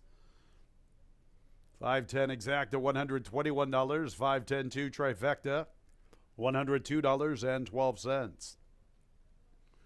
10-cent super, 5-10-2-3, $202.90. 6-7-5 early pick 3, $128. 1-6-7-5 the early pick 4, $435.50. Race 5 will begin our Monday pick 5, and here we go, ladies and gentlemen. $19,000 up for grabs. That's our carryover. A lot more money up for grabs once we really pump up this pool. $19,129 carryover. In the 5th race, scratch 7 inappropriate. 7 inappropriate out of the 5th. 6, She Speaks Well. Rafael Rohina Jr. is the new jockey. Mile and 3/16. Let's go over the changes in the sequence. Race 6, scratch 7 started with Stars. 7th race, scratch 10, Lady Lawrence. How about the 8th race? A 1.25 mile affair. A Monday pick 5 at Finger Lakes with 2 races at a 1 3/16 and a 1.25 miles. In the 8th race, scratch 7, Jitter Juice. And in the nightcap, scratch 1A, the Fabulous Moolah. And 2, Boy, Is She a Lady. Our Monday pick 5 in 20 minutes at 2:09. Go to drf.com. Log into your membership. If you don't have one, it's really easy to sign up, and it's free, drf.com. And you can get some free Finger Lakes past performances. Still plenty of time to construct a winning pick 5 ticket. Not a member at drf.com? Go to our website, fingerlakesgaming.com. Click on the racing tab and scroll on down to free digital program.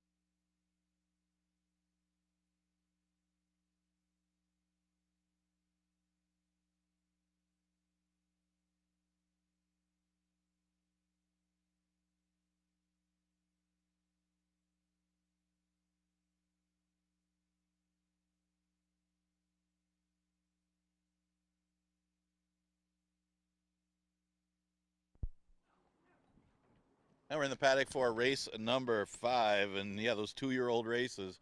It was key. The race was Stewie not breaking again, and opened it up, and it was Smile Takes Charge, a horse with a little bit of a price for Paul Bear, was the leading trainer right now, going on to victory. First race over the track, a good one. That was a half to super slide that gets the victory in race number 4. That's her price for the day. 5th race, Exacta Tri Super Daily Double and Pick 5.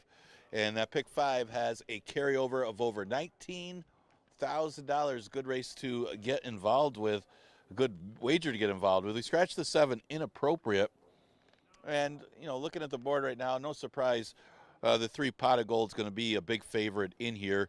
And if he runs this race, they're not going to beat him. But that's the tricky read here. It is a significant drop to 5,000. I mean, it is the end of the year, but it's not like this horse is running bad against allowance horses. And the other thing is the distance. We're going to go 1 mile and 3/16 for this 5th race. So we're going to go 1.25 miles later in the day. A couple marathons for these Finger Lakes horses. Now, he's certainly bred okay for the distance, and he does look like the speed of the race. So it might come down to how fast he's got to go early under Emmanuel Di Diego, if he can keep it going for the whole 1 mile and 3/16. He does have a big class edge on these rivals. Can't fault anybody for taking a shot against him. If you're trying to hit that big Pick 5, he's going to be the heavy favorite, so you probably want to start with a little bit of a price, but he looks like he could be awfully tough if he's able to control the pace up front. Stormandy's another one to consider, just a little bit too late against an easier field last time. He did just miss against Lorenzen. Lorenzen, just one of those things where he was close up to the pace. He made his move before Stormandy did, and Stormandy just couldn't quite catch him. It was close. He just couldn't quite catch him. At least he's getting closer, and he goes a little further today. He certainly got good numbers for the distance, this Kentucky bred out of a dam by Tail of the Cat. So the 1 mile and 3/16 in the blood shouldn't be a problem. Stormandy at odds of 8-1. They still got to catch Pot of Gold. Now, the 2-horse with No Name is the other one that's got some early speed. He might be the key to the race with Pot of Gold if he's able to get the front on Pot of Gold early. Now, he set relatively slow fractions last race for that day. Actually, it was crazy slow for that day, I should say, when they went 50 and 115. But he may have needed the race over the track. Keep in mind, it was only his 3rd start of the season with that race. So see if he does try to be aggressive early.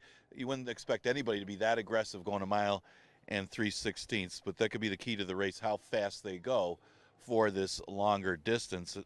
I would expect Pot of Gold to probably get the lead over with No Name, but he does have some room to improve, making his 4th start of the year, stretching out here further.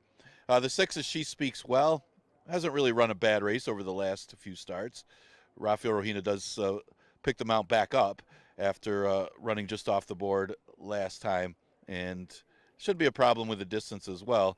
Might be a horse that might be a little overlooked because he's 8-1 morning line, but he's close against similar rivals. The distance comes into play here, though. It is 1 mile and 3/16 for the 5th Exacta Tri Super Daily Double, and Pick 5 with that $19,000 carryover starts with this race.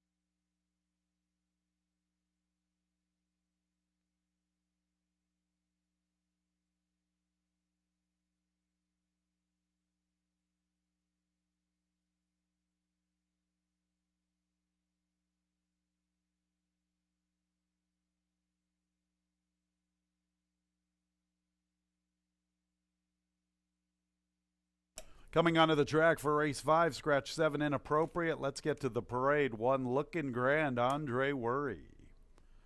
Number 2 is With No Name, Jose Baez. Big favorite as anticipated. Number 3, Pot of Gold, 3-5, Emmanuel Di Diego. For his reunion tour, Christian Navarro. Next will be the 5, Stormandy, K. Berkoa. Jockey change on the 6, She Speaks Well, to Rafael Rohina Jr. Once again, scratch the 7 inappropriate. The 8 is Riley B with Jackie Davis. That's the field of 7. 1 mile and 3/16. 3-year-olds and up now winners of 2 races, $5,000 claimers. Once again, scratching 7 inappropriate. This is the first leg of our Monday Pick 5.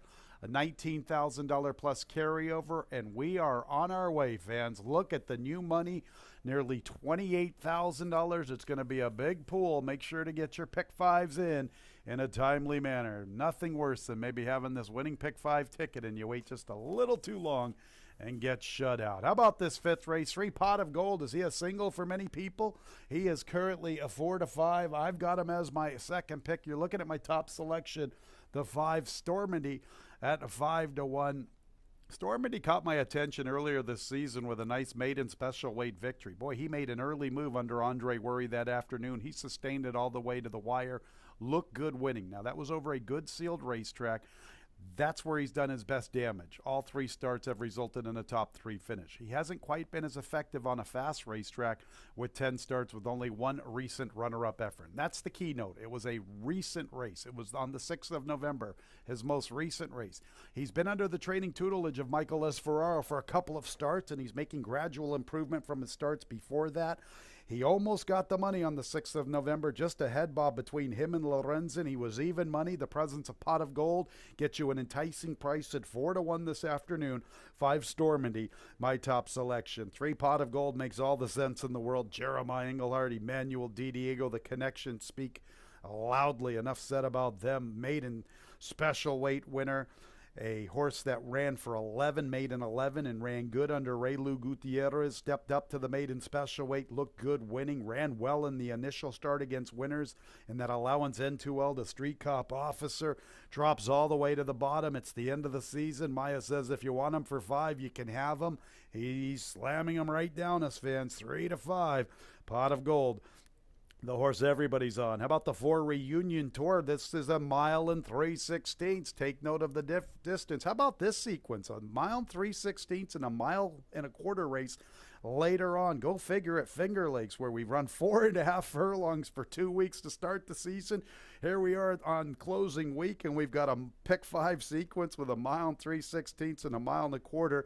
Reunion Tour 2 races ago in 1 mile and 8 race made up significant ground from the quarter pole to the wire. Made up significant ground in the run from the quarter pole to the wire on the 6th of November. I give him a look. And then the 2, With No Name, who should benefit with a race under his belt. This is a horse who ran some decent races earlier on. Granted, they were in 1-turn races, but his initial start around 2 turns coming out of that Stormandy race gives him a little bit of a look at a decent price. If we can get by Pot of Gold, boy, you are off and running to get your own Pot of Gold in our Monday Pick 5.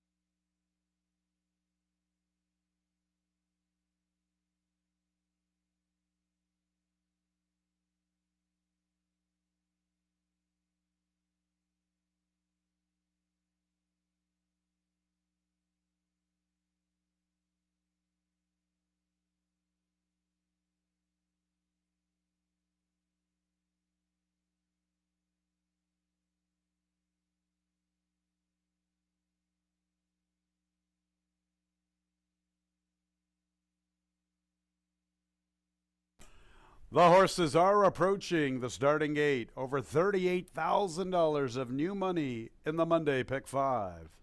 And it's still growing.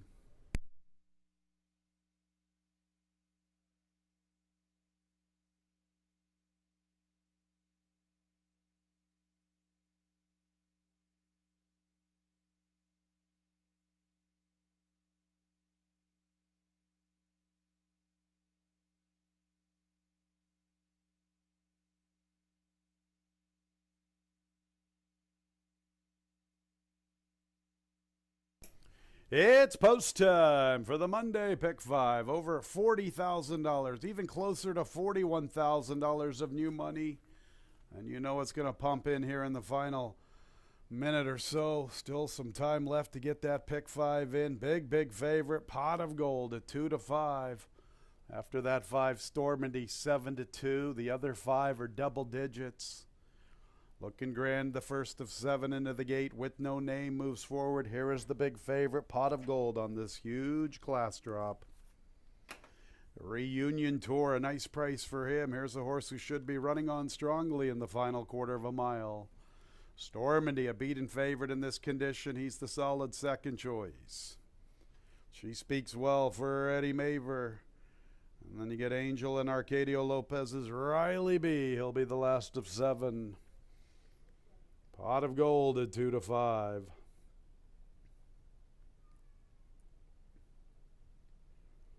Ready for the Monday Pick 5. And there they go.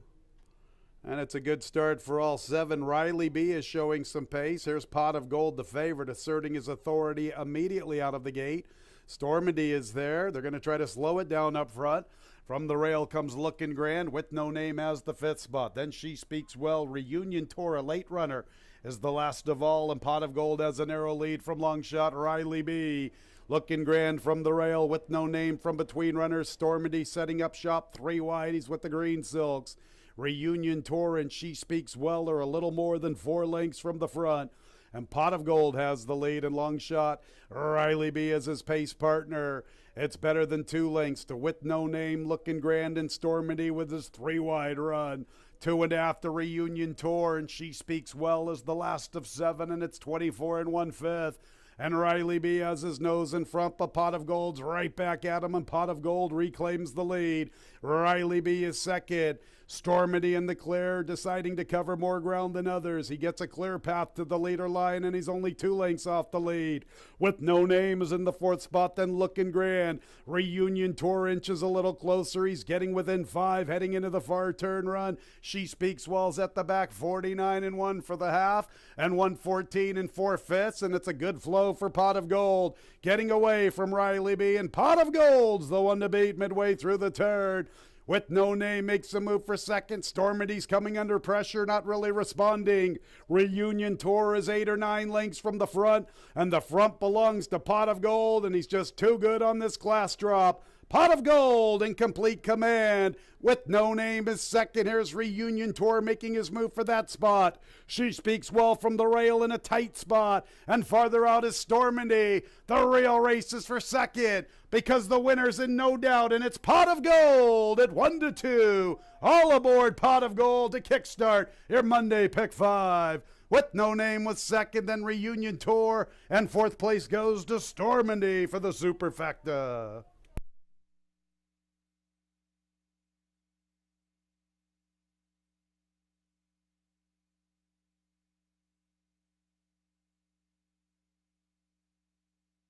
All right, so the chalk comes through in grand fashion to start the Pick 5. Number 3, Pot of Gold on the big class drop. A dominating winner. A very good, favorable flow, and once he put away Riley B, there were no threats. The real race was for second. With No Name, Stormandy, and Reunion Tour. Not necessarily in that order. Let the placing judges sort it out. 2 minutes and 1 second, the final running time from the 5th.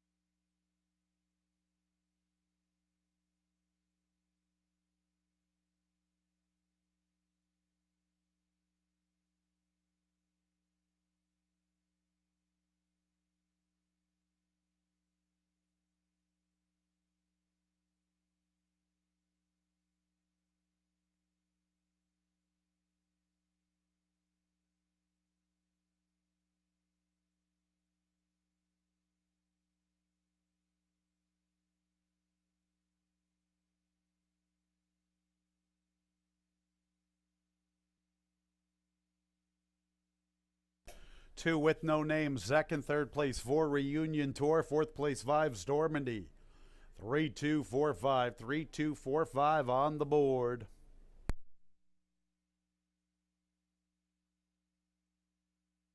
$19,000 plus carryover. Director of Racing Todd Hyde has told me $151,000 of new money in our Monday Pick 5, and it starts out with the favorite 3, Pot of Gold, and he is in the winner's circle. A 3-year-old bay colt by Speitster out of the dam Celtic Sunrise. Owned by Susan Harris. Winning trainer is Maya Engelhart. Winning jockey, our leading jockey, the Barber, Emmanuel Di Diego. Winner was bred in New York by Zucker LLC. And race 5 is official. 3-2-4-5. The double 5-3, $54.50. A 3-2 exacta, $16.60. 3-2-4 trifecta, $19.50. The 10-cent super, 3-2-4-5, $12.72. And the pick 3, 7-5-3 is worth $53 even. On to race 6. Our late pick 4 starts in race 6. Scratch 7 started with stars. The 8, Joey Big Nose, 1 pound over. How can't you be a pound over with Joey Big Nose? Race 6 starting the late pick 4, 19 minutes away at 2:38.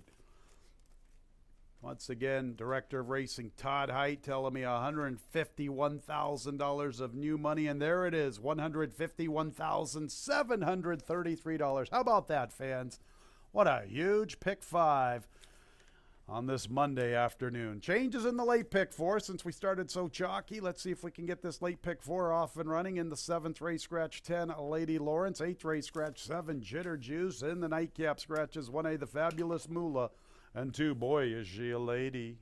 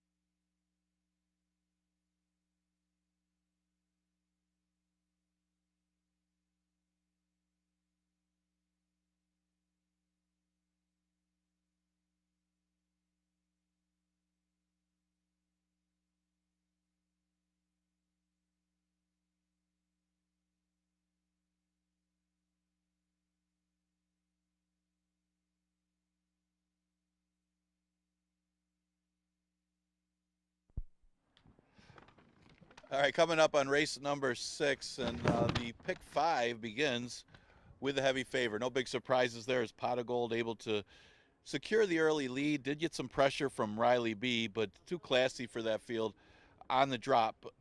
Took his speed all the way. Manuel Di Diego, the leading rider, gets the win for trainer Jeremiah Engelhardt. Starts off at odds of 1-2. So if you did single there, now it makes it into a pick 4, and there is some extra money in that pick 5 pool. So we go to the 6. It's an allowance race, fillies and mares, which have not won a state bred condition. Goes a distance of 1.70 miles. And yeah, you can tell on the board, on paper, it does look like two main rivals. I know they're only two-time winners. Normally in this condition, that's not necessarily a big positive. But you look at the competition in race number 6, there's a one-time winner on the outside, Joey Big Nose. There's a horse that's coming up in class in Miss Pab. Ice Love is also a two-time winner, mostly running against 5,000 claimers. Stay Home Mama, more of an underneath type. So even though you got horses coming out of the 3 lifetime condition, they seem to have an edge on these. So I'm going to give a slight edge to Isabel Loves Gold, stretching out back out to a route over Capital Gal, but you could go either way in this race. They both are 1 for 4 at the distance. Both of them are very competitive in the 3 lifetime condition, moving to the 1 state bred. Now, Isabel Loves Gold did cut back to a sprint last time and just ran into War Saichi, who was able to control the pace. When a 23 first quarter, that horse was gone on the front end. Everybody else was just kind of running for second. Well, his best race this year was a route race back on September 4th. Even though it was only a 4-horse field, he still ran pretty good after a second place finish to Janis Joplin, who Janis Joplin was pretty tough horse in that condition. Now, he did get beat by Capital Gal when he first stretched out back on July 25th, so he'll try to turn the tables on that rival, but it does seem like she's improved and she's getting her form back, as she looked good as a 2-year-old filly last year, and she just hasn't been the same this year after running a good second behind Golden Moonlight in her first start of the year. She just did not fire at all in the Niagara Stakes. So maybe the form's finally coming back, and in the stretch out she could run better and turn the tables on her rival Capital Gal, who did beat her when Capital Gal won the 2 lifetime condition. That was also before Isabel Loves Gold went back on Lasix, and that's a key as well. But, you know, Capital Gal, you can't take anything away from her. She ran a good second behind Allure Fortune last time. She was competitive against Vintage in her 3 races back. No match for Golden Moonlight when she stretched out, but that horse could be the top best 3-year-old filly on the grounds too. So Capital Gal, another one to consider. Buckley's got a few good ones in today, and this is another one. He's already got 2 wins on today's card. This one's co-favored at odds of 8-5. They do look like the 2 main rivals in race number 6. As far as an underneath type, Stay Home Mama, she's at least been running in this 1 state bred condition. Some of the races against tougher competition than these, but she just doesn't win. And she's a 4-time winner, but she's a horse that usually sits back and just makes that 1 run at the end and gets in the number. She's got to get the right kind of trip or them to really collapse in order to win. But again, this is one of those, other than the 2 lifetime horses, not much else in here that she should be able to make it into the number. Then you got the 1 Ice Love. She was running in 2 lifetime 5,000 claimers, but she's been better than that. She was running against allowance horses before dropping. She stepped back up last time and wasn't that badly beaten by Capital Gal, running 3rd against the 1 state breds on a sloppy racetrack. So her running style could help her get into the number as well. Look for her to sit back and make that late run. So that's some of the main contenders here for race number 6. We start the late pick 4. Exacta Tri Super and Daily Double also available here.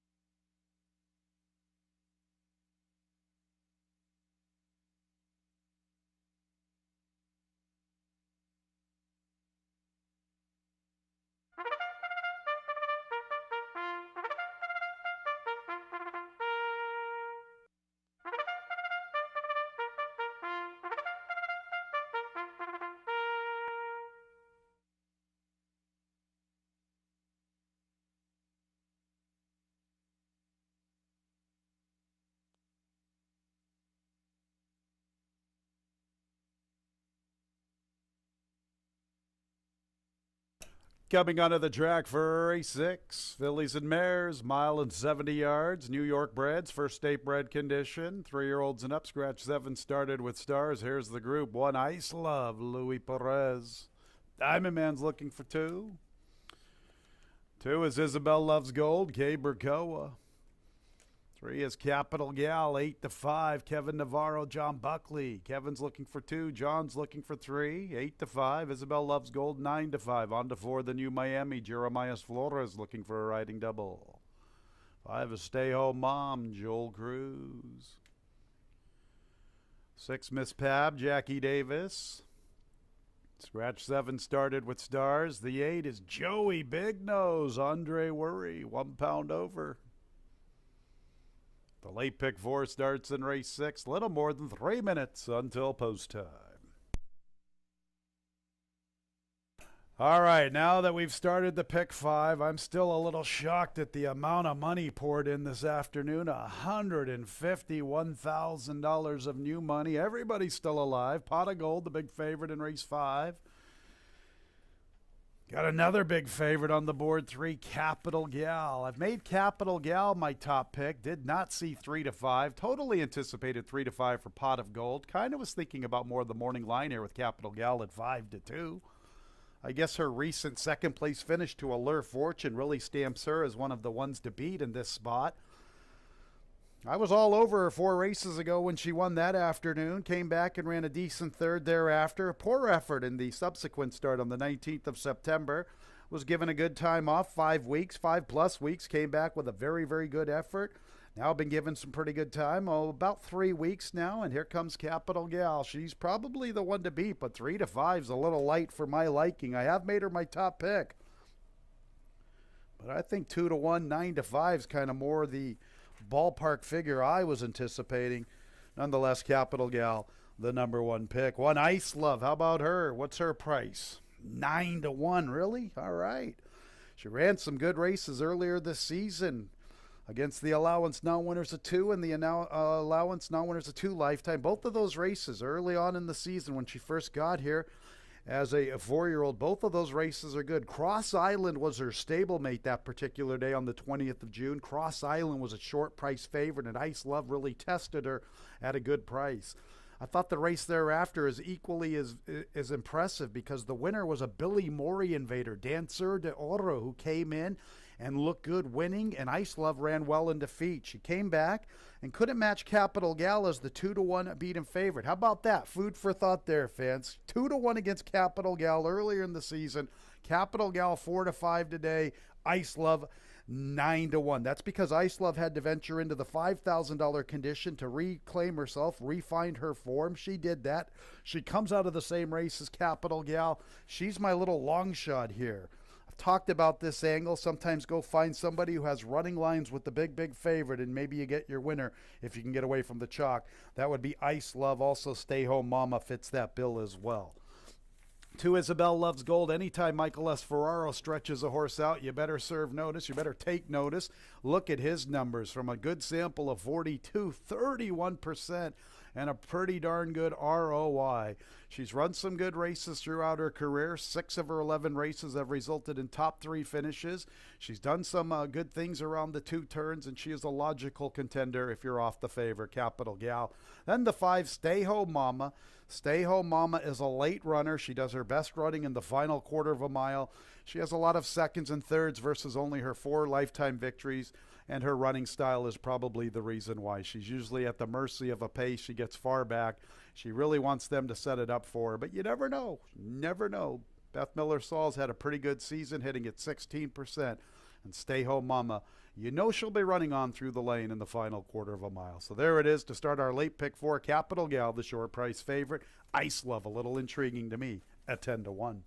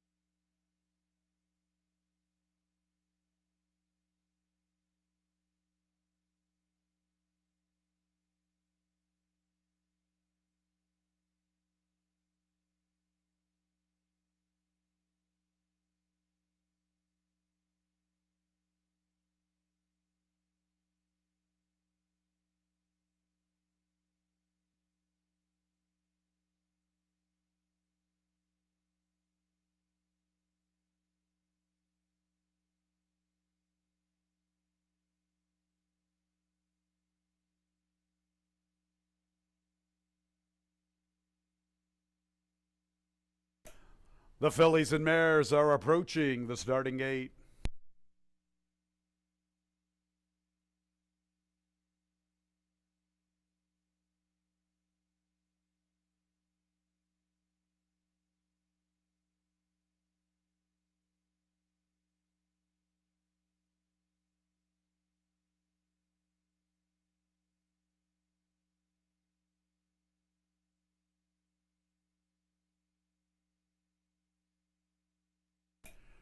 It's post time for the 6th. 3 Capital Gal at 4-5. The 2 Isabel Loves Gold at 9-5. After that, everybody's offering some value, including Ice Love at 9-1. Stay Home Mama 10-1. And the long shots to the outside with Miss Pab and Joey Big Nose.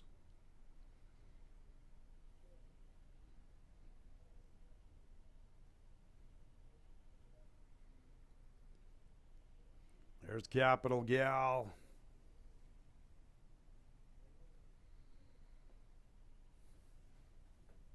The New Miami. Stay Home Mama. Long shot Miss Pab and Joey Big Nose. Who names a 3-year-old filly Joey Big Nose?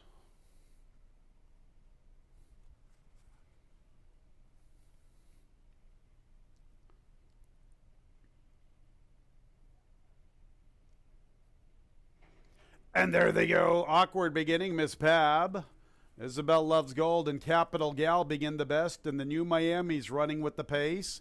There's Joey Big Nose striding into 4th. Ice Love has the 5th spot. Then Stay Home Mama.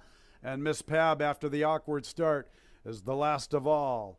And Capital Gal's wasting no time getting to the lead, establishing the pace almost 3 lengths to Isabel Loves Gold. The New Miami's in the 3rd position. Ice Love is 4th against the rail, a little less than 5 lengths off the lead. Flanked by Joey Big Nose, nearly 6 lengths to Miss Pab outside of Stay Home Mama. 24 1/5, an easy lead for the favorite Capital Gal. She's actually the 2nd choice now. Capital Gal making the pace pretty easily from the heavy favorite Isabel Loves Gold. 4 lengths separates the top 2 in the wagering. 2.5 for 3 to the New Miami. Ice Love from the inside. About 3 lengths to Joey Big Nose. Similar margin, Miss Pab and Stay Home Mama. 48-2, an even flow for Capital Gal. Here comes Isabel Loves Gold picking up her stride. The New Miami's 3rd, and she's trying to progress. She's 5 lengths off the lead. Ice Love's a little even paced. And I'm going to Miss Pab, Joey Big Nose, nothing yet from Stay Home Mama. Capital Gal and Isabel Loves Gold. Looks like these are the 2 at the quarter pole. Isabel Loves Gold with momentum to tackle Capital Gal. Capital Gal and Isabel Loves Gold. The New Miami 3rd, Ice Love from the rail. Isabel Loves Gold has the lead past the 8th pole. Capital Gal still with some fight. Isabel Loves Gold, Capital Gal, Isabel Loves Gold in front. Caberco and Isabel Loves Gold win by more than a length. Capital Gal was 2nd. Ice Love checked in 3rd. And 4th place goes to the New Miami at 36-1 for the Superfecta.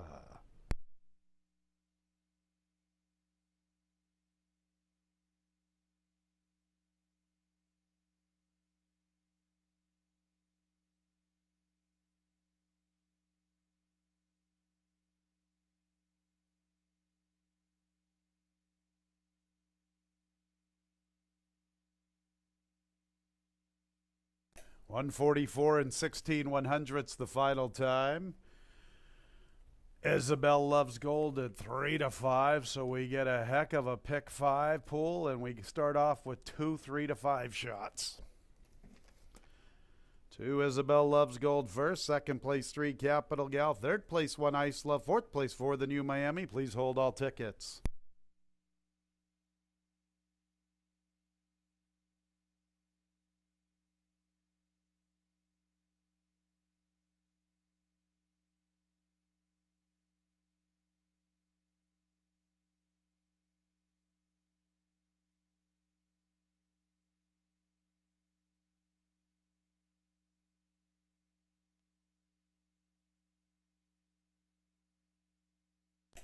Isabel Loves Gold is in the winner's circle. A 3-year-old Bay filly by Klimt out of the dam Smitten by Gold. Owned and bred in New York by Michelle Peters. Winning trader Michael S. Ferraro. Winning jockey K. Burkoa. Koa right back at D. Diego. D. Diego in the 5th. Koa in the 6th. What a jockey's race. Don't forget about the Diamond Man. 2-3-1-4 unofficially in the 6th.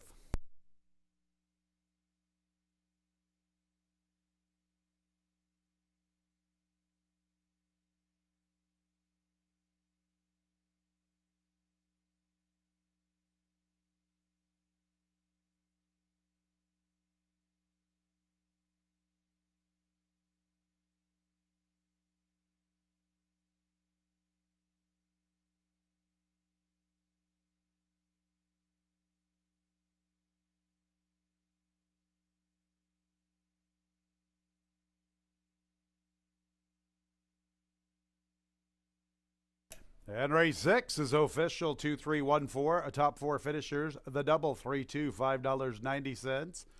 2-3 exacta, $6.80. 2-3-1 trifecta, $3.25. 10-cent super, 2-3-1-4, $2.75. And the pick 3, 5-3-2, $21.12. Race 7 will begin our late pick 3. Scratch 10, Lady Lawrence. 1 and 2, both 2 pounds over the weight. 4, Dreamery, 1 pound over the weight. 5, Dorth Soul Dancer with an additional workout. 15th of November here at Finger Lakes. Fast track, half mile, 48.40 seconds, breezing. Our 7th race is 20 minutes away at 3:07.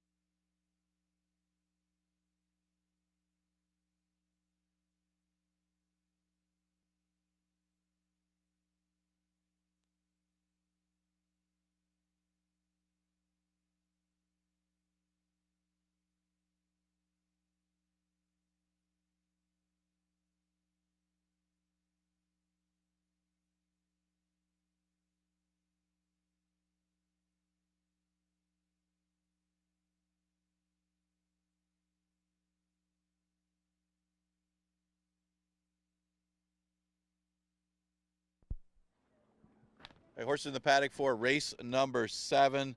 Isabel Loves Gold, able to stalk Capital Gal and just prove best under Kiberkoa. That one on the stretch out, you knew her form was coming around again, and she was able to get the victory for Michael S. Ferraro to start the late pick 4. Tricky race here for the 7th. It is for the 2-year-old fillies, going a distance of 6 furlongs. Starts the pick 3. And you look at a couple of the main contenders in here. The 5 Dorth Soul Dancer returns to Finger Lakes. She did have the 1 start here and ran 3rd in a race that was semi-tough, I guess you would call it.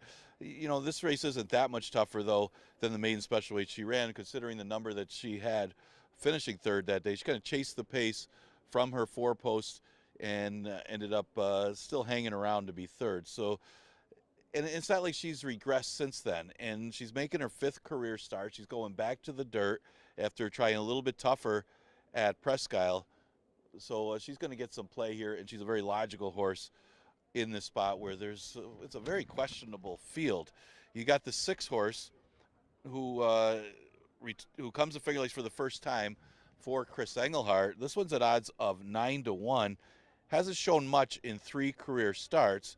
Does have a little better breeding for route than sprint with the dam Miss Splash. Miss Splash did have a couple sprint wins, but most of her victories were going long. There's a have to Master Splash. If you remember, that one ran here, so did pretty well in sprint races. So maybe the change of scenery could help regenerate her. This is going to be easier competition than what she's been up against. The 4-horse Dreamery, another one that would probably want more distance. She got more distance last time, but it was against male competition. As I don't think she was the only girl in that race, but that was against the boys going a mile. Or other races against female competition weren't terrible. Her debut was her best race, finishing 4th in the sprint. But you would think that she would be better with a little more ground than the 6 furlongs today. But the move to Finger Lakes is another one that she could improve as she's been facing a little bit tougher competition before arriving here to Finger Lakes. Got Diego, currently the leading rider aboard Dreamery. Miami Twofer is the 7-horse. This one loses Jackie Davis as Cruz takes over after running in the top 4 3 consecutive races. Had no excuse when she set slow fractions at 23 and 47. Now, she chased a little bit more last time, but she wasn't going to beat Sweet Brown Sugar. I don't think anybody in here could beat Sweet Brown Sugar. You would be just chasing, as that one turned out to be a real good one as she won the stakes race. So Miami Twofer, I guess you could make a case for her in that way, as you could draw a line through her last race because of the competition she was up against. She's currently at odds of 5-1. Not going to be any real heavy favorite in a really tricky 2-year-old filly maiden race that starts the late pick 3. Exacta Tri Super and Daily Double offered here. We did get a scratch of the 10, Lady Lawrence.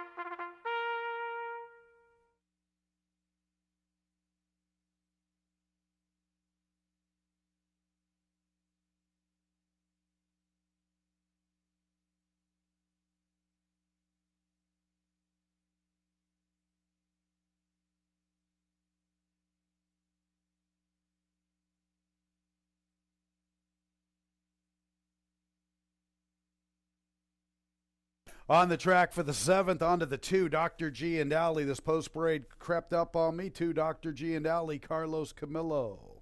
Couple pounds over. The 1, Unbridled Sister, Louis Perez, a couple pounds over. 3 is Widow with Rafael Rohina Jr. 4 is Dreamery, Manuel Di Diego, 1 pound over the weight. 5 is Dorth Soul Dancer, Kay Bracoa, looking for back-to-back winners. The 5's got an additional workout. 15th of November, Finger Lakes Fast Track, half mile move, 48.40 seconds, breezing. All right, looks like the 6 skipped the parade, so on to the 7, Miami Twofer, Joel Cruz. 8 is Nurse Bunny, getting a lot of play at 2-1. Jeremias Flores and Paul Barrow looking for doubles. They already captured the earlier 2-year-old maiden special weight affair. 9 is World Bank with Joelle Saunier. 11 skipping the parade. Lose the 10 Lady Lawrence, who scratched. Let's go to the 12 Stone Power with Nazario Alvarado, Naz and Linda Dixon looking for doubles. So I missed the 1, Unbridled Sister, Louis Perez looking for 2, a couple of pounds over. And John Buckley has the 11 Playing with Dolls, who skipped the parade. Kevin Navarro. Kevin's looking for his 2nd winner, and John's looking for his 3rd winner. So we have 11 2-year-old fillies in the 7th. And let's take a quick look to see how many are the debutantes. The 8 Nurse Bunny and the 11 Playing with Dolls are the 2 debutantes. Post time in a couple of minutes, and let's get right into this analysis. This is a tough affair, no question about it. Not a lot of form on paper. You can make a case for many of them. I looked at the 4 Dreamery a little bit, especially if she could ever replicate that initial run on the 23rd of June at Belmont, but she didn't crack my top 4, but she is a little intriguing. I think the 5 Dorth Soul Dancer is definitely worth talking about. She's my 2nd pick. So let's get right to it with my top selection. 7 Miami Twofer. I know I've been picking her. I jumped on her on the 27th of September. Boy, she ran well that day. Had the lead at the 8th pole. Couldn't see it through. Just ended up 3rd, tiring in the late stages. Picked her again on the 18th of October. Unfortunately for me and for Miami Twofer, she ran into a buzzsaw. Sweet Brown Sugar.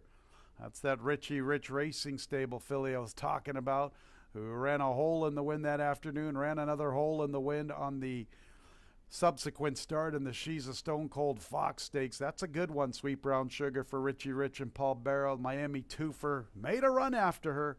Couldn't stay with her in the final furlong. I'll give Miami Twofer another look here.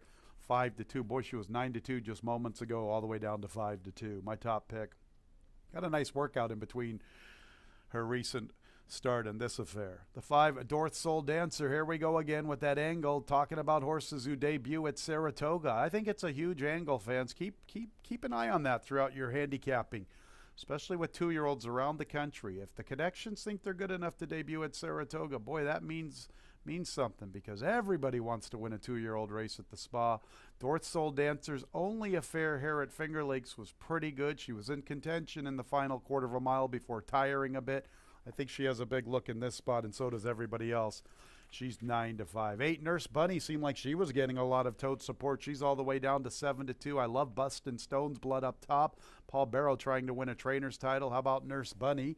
And then after that, I looked at the 11 Playing with Dolls. Boy, that runner, World of Trouble, that was a heck of a horse back in his day. This one for John Buckley. The workouts are nothing special, but I was really admiring the sire, World of Trouble. I remember when he was running, he was pretty solid. These 2-year-old fillies are getting closer and closer to the starting gate for the 7th, beginning the late pick 3.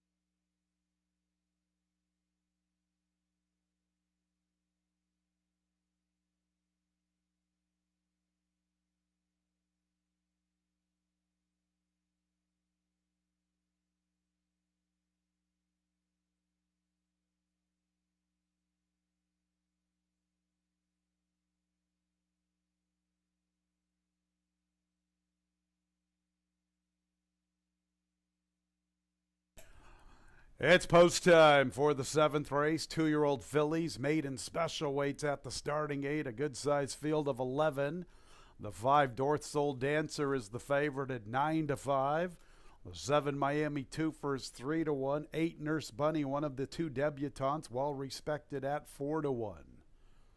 Then you get the 4 Dreamery at 8-1 along with the 6 Regenerator. Here's the favorite Dorth Soul Dancer. Cabracoa looking for a riding double. There's Regenerator. Next in line will be Miami Twofer. Or perhaps Stone Power. Stone Power from the far outside, the next 2-year-old filly to load. And she's into her respective post. There's Miami Twofer. Nurse Bunny, one of the debutantes with Playing with Dolls. And World Bank. World Bank will be the filly between the 2 debutantes in the starting gate. All right, Nurse Bunny. Flores is out of the saddle for the loading process. That seems to do the trick for Nurse Bunny. Jeremiah's to remount. Rafael Rohina Jr. out of the saddle of number 3, Widow. Here's World Bank moving into line. Playing with Dolls will be the last one to load, one from the outside. Number 5, Dorth Soul Dancer is the favorite at 3-2.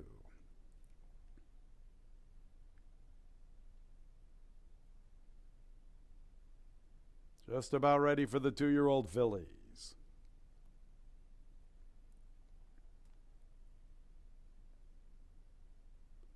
And there they go. And it's a good start for Dorth Soul Dancer. World Bank is showing good pace. Stone Power from the far outside. Playing with Dolls prominently positioned. White Silks, one from the outside. Regenerator comes away in good order. She's 5th, covering Widow. From between runners is Miami Twofer. She's picking up her stride. She's 5 lengths from the front. And Nurse Bunny's about 2.5 behind her. Along the rail is Unbridled Sister. Dr. G and Allie follows her. And Dreamery's the last of 11, and she's about 12 or 13 from the front.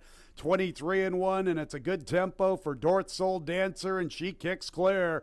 She builds up 5 lengths. World Bank, her closest pursuer. Regenerator makes a move into 3rd along the inside. After that, Playing with Dolls. Miami Twofer still in the 5th position, 8 lengths from the front. Then go to Stone Power, Unbridled Sister, Widow, and Nurse Bunny. Far outside, Dreamery, and racing with her Dr. G and Allie, and nobody has stepped up to Dorth Soul Dancer. Still a healthy lead past the 8th pole. No threats to Dorth Soul Dancer. A powerful winner. World Bank is into 2nd. Regenerator is 3rd. And 4th place looks like it will go to Playing with Dolls for the Superfecta.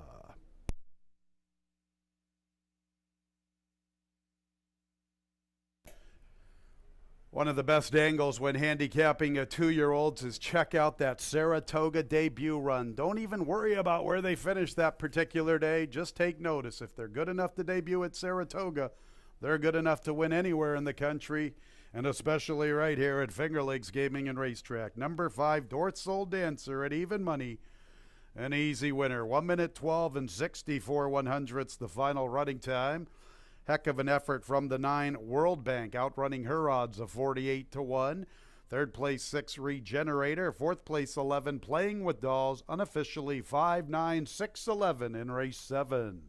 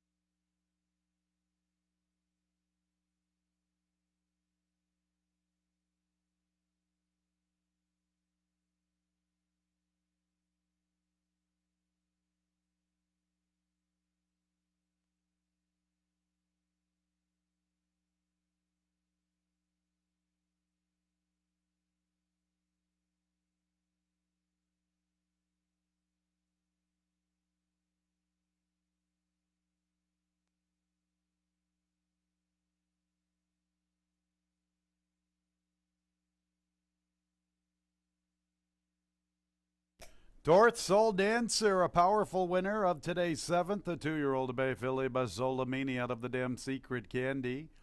Owned by SJB Stable, winning trainer M. Anthony Ferraro. It's a riding double for Caber Koa. Koa creeping up on the Diego. Dorth Soul Dancer was bred in New York by Christopher Shelley along with Ray De Stefano. And the 7th is in the books, 5-9-6-11. The double 2-5, $9.60. A 5-9 exacta, $102.50.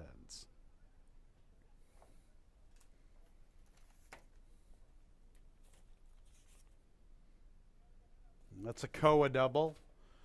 At 5-9 exacta, $102.50. 5-9-6 trifecta, $165.25. The 10-cent super, 5-9-6-11, $235.20.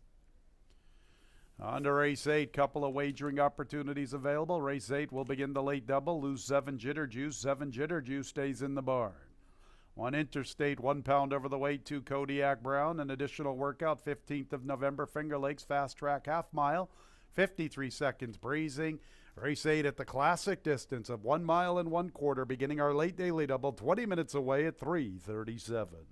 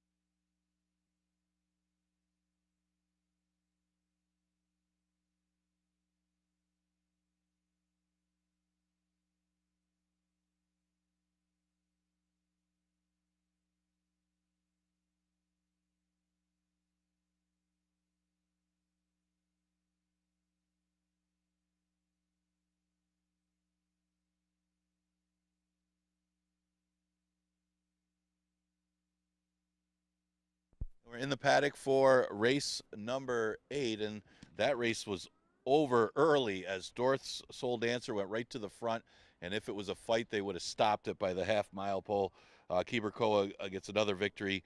He gets the win for M. Anthony Ferraro, just a little bit better than an easier maiden field than what she was up against, and it really showed.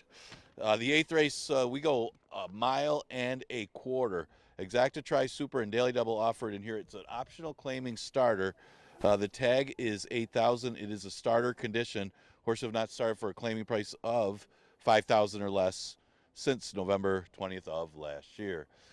So, yeah, distance is an issue here, but one of the things I'm looking at is also pace. So we had the other long race go Gate to our course. That was a drop down from an allowance. How was that horse going to lose? This race a little tougher, but Coach Bahi might be the one to be on the front end for as far as he goes. Now, there's some other possibilities with these horses stretching out that he may be kept honest by a horse like Horse Be With You or somebody else being aggressive, but it does look like Coach Bahi could be the main speed of race number 8, and he's already in good form coming off his best lifetime buyer last time, and he also is 1-for-1 at the distance. Again, without much pace in here, maybe he has a tactical edge on this field. Horse Be With You hasn't run a bad race, but of course John Davila opts to go to Kodiak Brown, which is kind of interesting. He did win a long race during that distance series conditions, but it's interesting to me because I think Horse Be With You has been running against a little bit tougher, but maybe Kodiak Brown is going that well that Davila opted to go to that one. But Horse Be With You hasn't run a bad race, as mentioned, was claimed for $5,000, has hit the board the last 2 against similar competition as these. So he plays, and he's at odds of 9-2. The 5 is Count Frost. Count Frost does have a win at the distance as well. Really no excuse when he was here back on September 11th. Was kept up close the whole way, got a perfect trip, and finished off the board.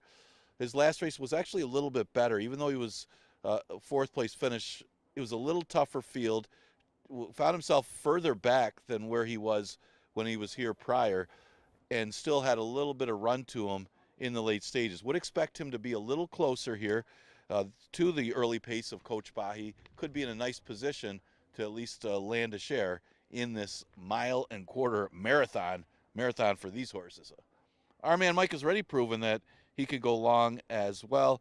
It doesn't matter what distance this horse goes. He's got that one run, and whether it's a sprint, whether it's a route, and whether it's one of these marathons, he can wait and make that one run and still comes rolling late. Could see him doing the same here to get a share as well. He's at odds of 7-2 in a tricky 8th race. Does look like Coach Bahi is a speed. Is he good enough to carry that speed all the way at a mile and a quarter against these horses? That's going to be the question. Exacta Tri Super and Daily Double offered in this race. We do scratch a 7, Jitter Juice.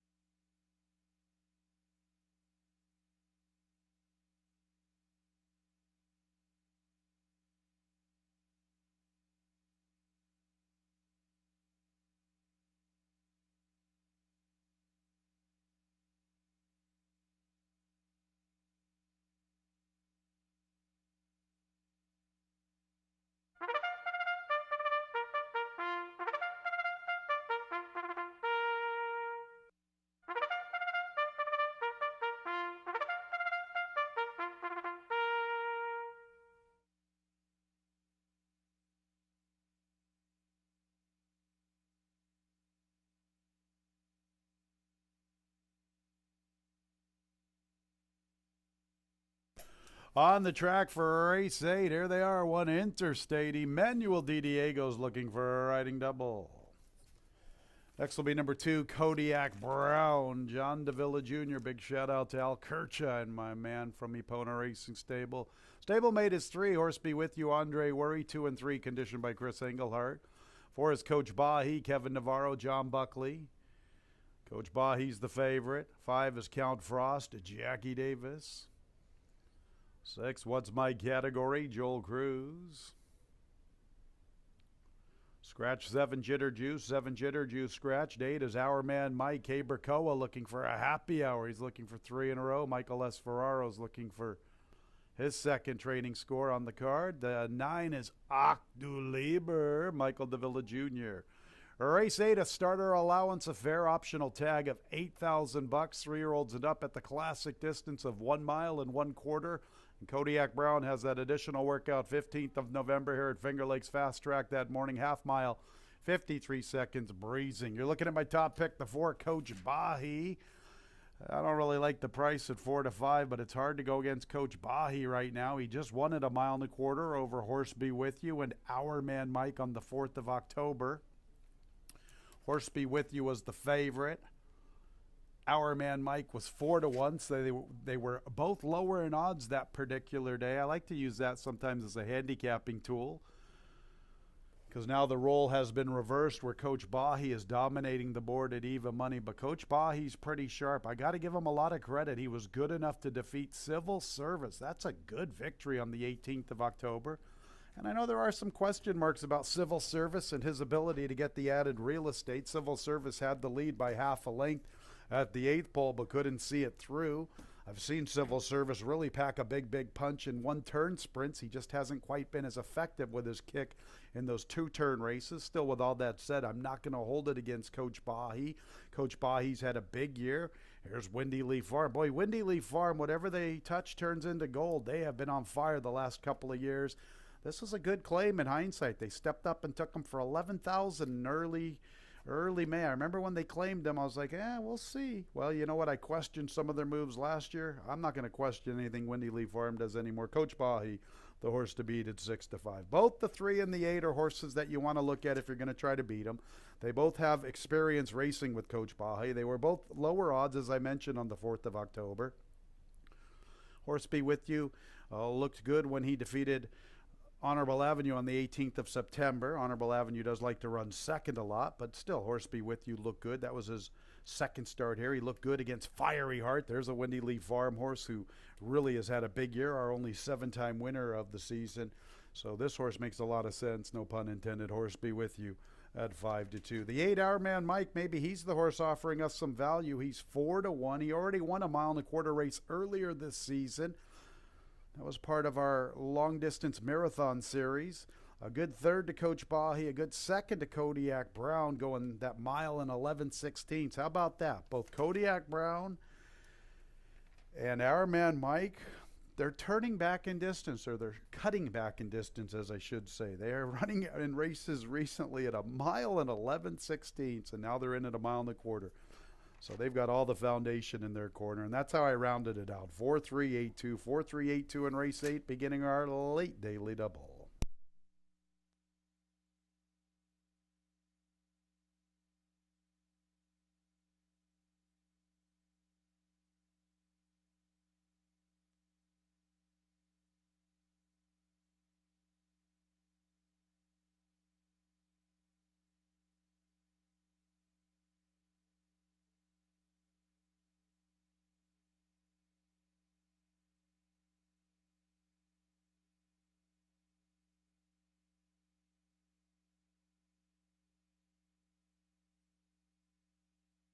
Nearing the gate.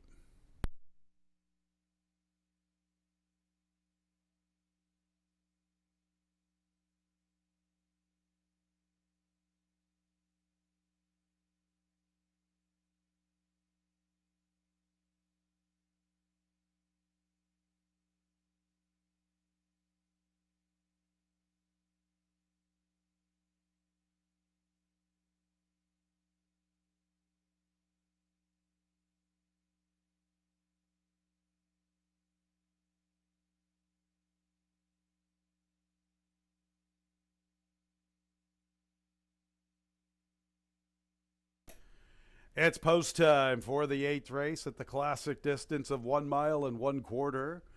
Number 4, Coach Bahi is the 3-2 favorite. 3 Horse Be With You is 5-2. The 8 Hour Man Mike 7-2. Here's Horse Be With You, stablemate to Kodiak Brown. Chris Engelhart conditioning both 2 and 3. Here's the favorite, Coach Bahi. Next will be Count Frost.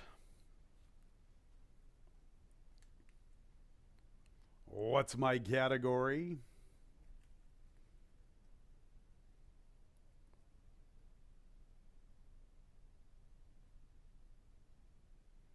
Our Man Mike and Octu Lieber will be the last of 8.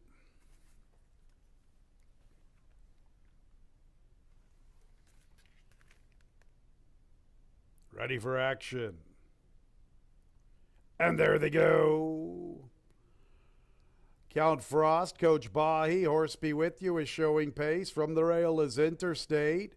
I'm going to Kodiak Brown, far outside Octu Lieber. What's my category from between runners? Our Man Mike, content to be the early trailer, going to get to the inside. Coach Bahi wants the lead. Horse Be With You is there. Interstate, pace fairly decent up front. They're going to try to slow it down, though. Kevin Navarro really has a strong hold of Coach Bahi. Emmanuel DiDiego and Interstate right there from the rail. So it is DiDiego and Interstate from Coach Bahi. Horse Be With You amongst the leaders, backing off just a bit from third. Count Frost has the 4th spot. Octu Lieber strides into 5th. Then Kodiak Brown. What's my category? Our Man Mike, a late runner. He's the last of 8, and it's about 10 lengths from first to last. Big long shot Interstate making the pace to the backstretch from the favorite, Coach Bahi. In third, Horse Be With You, little less than 3 lengths off the lead, or about 3.5 from the front. Kodiak Brown from the rail, Count Frost the gray. Octu Lieber's 3 or 4 wide up the backstretch. What's my category? 6.5 or 7 off the lead, and it's about 5 lengths to Our Man Mike, who's trying to get a little closer from the back. 22 and 4 that opening quarter on the board. 47 and 4, 3/4, 13 and 2. And Coach Bahi's ready to re-engage Interstate. Coach Bahi and Interstate from the inside. Here's Octu Lieber moving into contention. Octu Lieber and Count Frost are closing in after Coach Bahi. And Horse Be With You is 4 lengths from the front now, trying to pick up his stride. Our Man Mike's beginning to take off. He races outside of what's my category. Kodiak Brown's at the back. Coach Bahi from the outside, Octu Lieber. Horse Be With You, Count Frost. Interstate tries to come back for more. What's my category? He's trying to quicken. Far outside, Our Man Mike, and look at this. 1.25 miles will be settled with 1 furlong to go. Our Man Mike to the far outside. Our Man Mike, Horse Be With You. Our Man Mike, a happy hour for Cabercoa. 3 in a row. Our Man Mike from last to first, from Horse Be With You, Octu Lieber, and Coach Bahi. Look at that gallop out going 1.25 miles.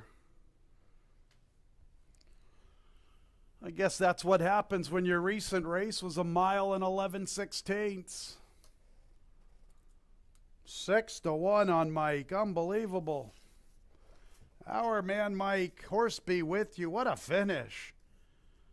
2 minutes 6 and 29 100ths. The final time from the 8th.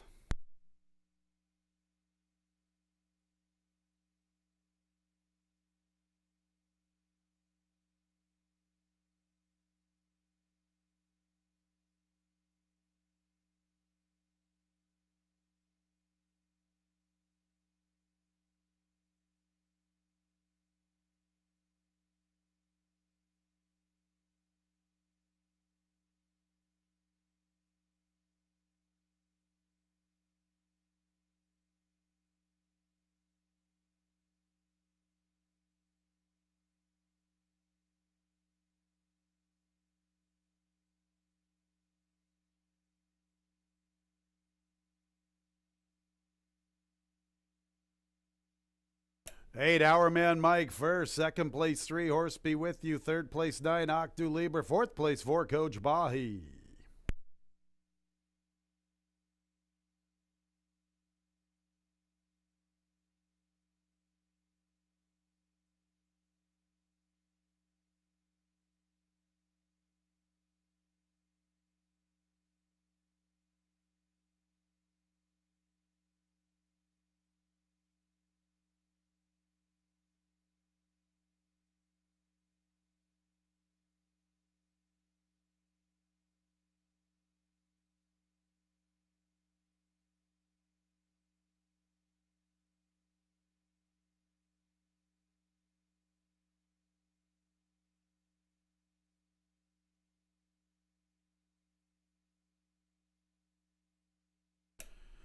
Our man Mike, his 5th career victory, a 5-year-old dark Bear brown gelding by Street Boss out of the damn Delectable Cat. Michael S. Ferraro with a training double he owns and trains. How about the happy hour for Kay Burkoa? That's 3 in a row. Winner was bred in New York by Stonewall Farm. What a jockey's race we've got shaping up for the last couple of days. Koa with a big surge. 3 in a row. 8-3-9-4 officially in the 8th. The 5-8 Koa double, $31.20. 8-3 exact to $58.50. 8-3-9 trifecta, $109.50. 10-cent super 8-3-9-4, $56.60. We have a carryover in the pick 6, $3,906.45. 5 out of 6 get you $27.75. All right, fans, just a couple of days of racing. I know we got the nightcap, but what I'm alluding to here is if we can get a carryover in that pick 6 tomorrow, boy, think about that on closing day. Also, just keep it in mind, obviously, with closing day on Wednesday, we will be having mandatory payouts in both the pick 5 and the pick 6. Maybe we get lucky. Maybe tomorrow we get another carryover and make that closing day pick 6 something that will be really fun to gun for. One more race to go on this Monday card. Let's talk about the nightcap scratches. 1A, the Fabulous Moolah, and 2, Boy Is She a Lady. 1A, the Fabulous Moolah, and 2, Boy Is She a Lady. Both scratched from the nightcap. And post time is in about 20 minutes at 4:07.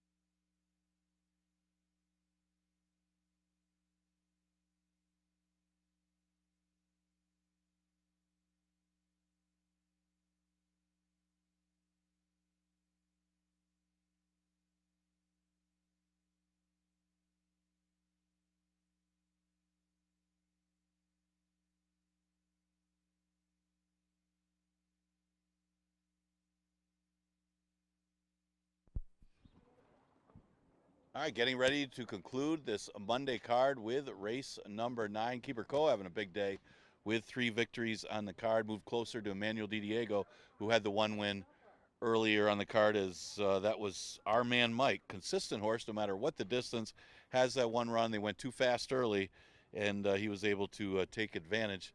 Pace makes the race at the 1.25 miles. Didn't look like there was going to be much pace in that race. So just a reminder, we do have 2 more days left of the 2023 season. I know it's getting cold here in Western New York, but 2 days before Thanksgiving, before you eat that homemade pasta and turkey, you got 9 races tomorrow, 9 races on Wednesday to conclude the year. Looking at the last race, this for Fillies and Bears, not winners of 2 in a date or never won 4 races, goes 5.5. Scratch the 1A and the 2. Another race like the 8th, pretty wide open in here. It all depends on the pace flow and who gets the trip. Interesting horse. I went with a little bit of a price in race number 9 because looking at the horse's last race, she's better than what she looks on paper. If you watch her trip last time, yes, she got bet. I don't know why she got bet. Ouch, That Hurt was much the best winner.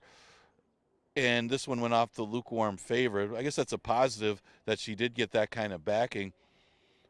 But she didn't have the best trips either. I mean, she tried to come up the inside. Ouch, That Hurt kind of controlled the pace, and that one was best anyway. And she made a nice late move. Nobody really made much of a move in that race as far as coming from out of it. And she did make up a little bit of ground, at least passed a couple horses in what was a similar race as this one.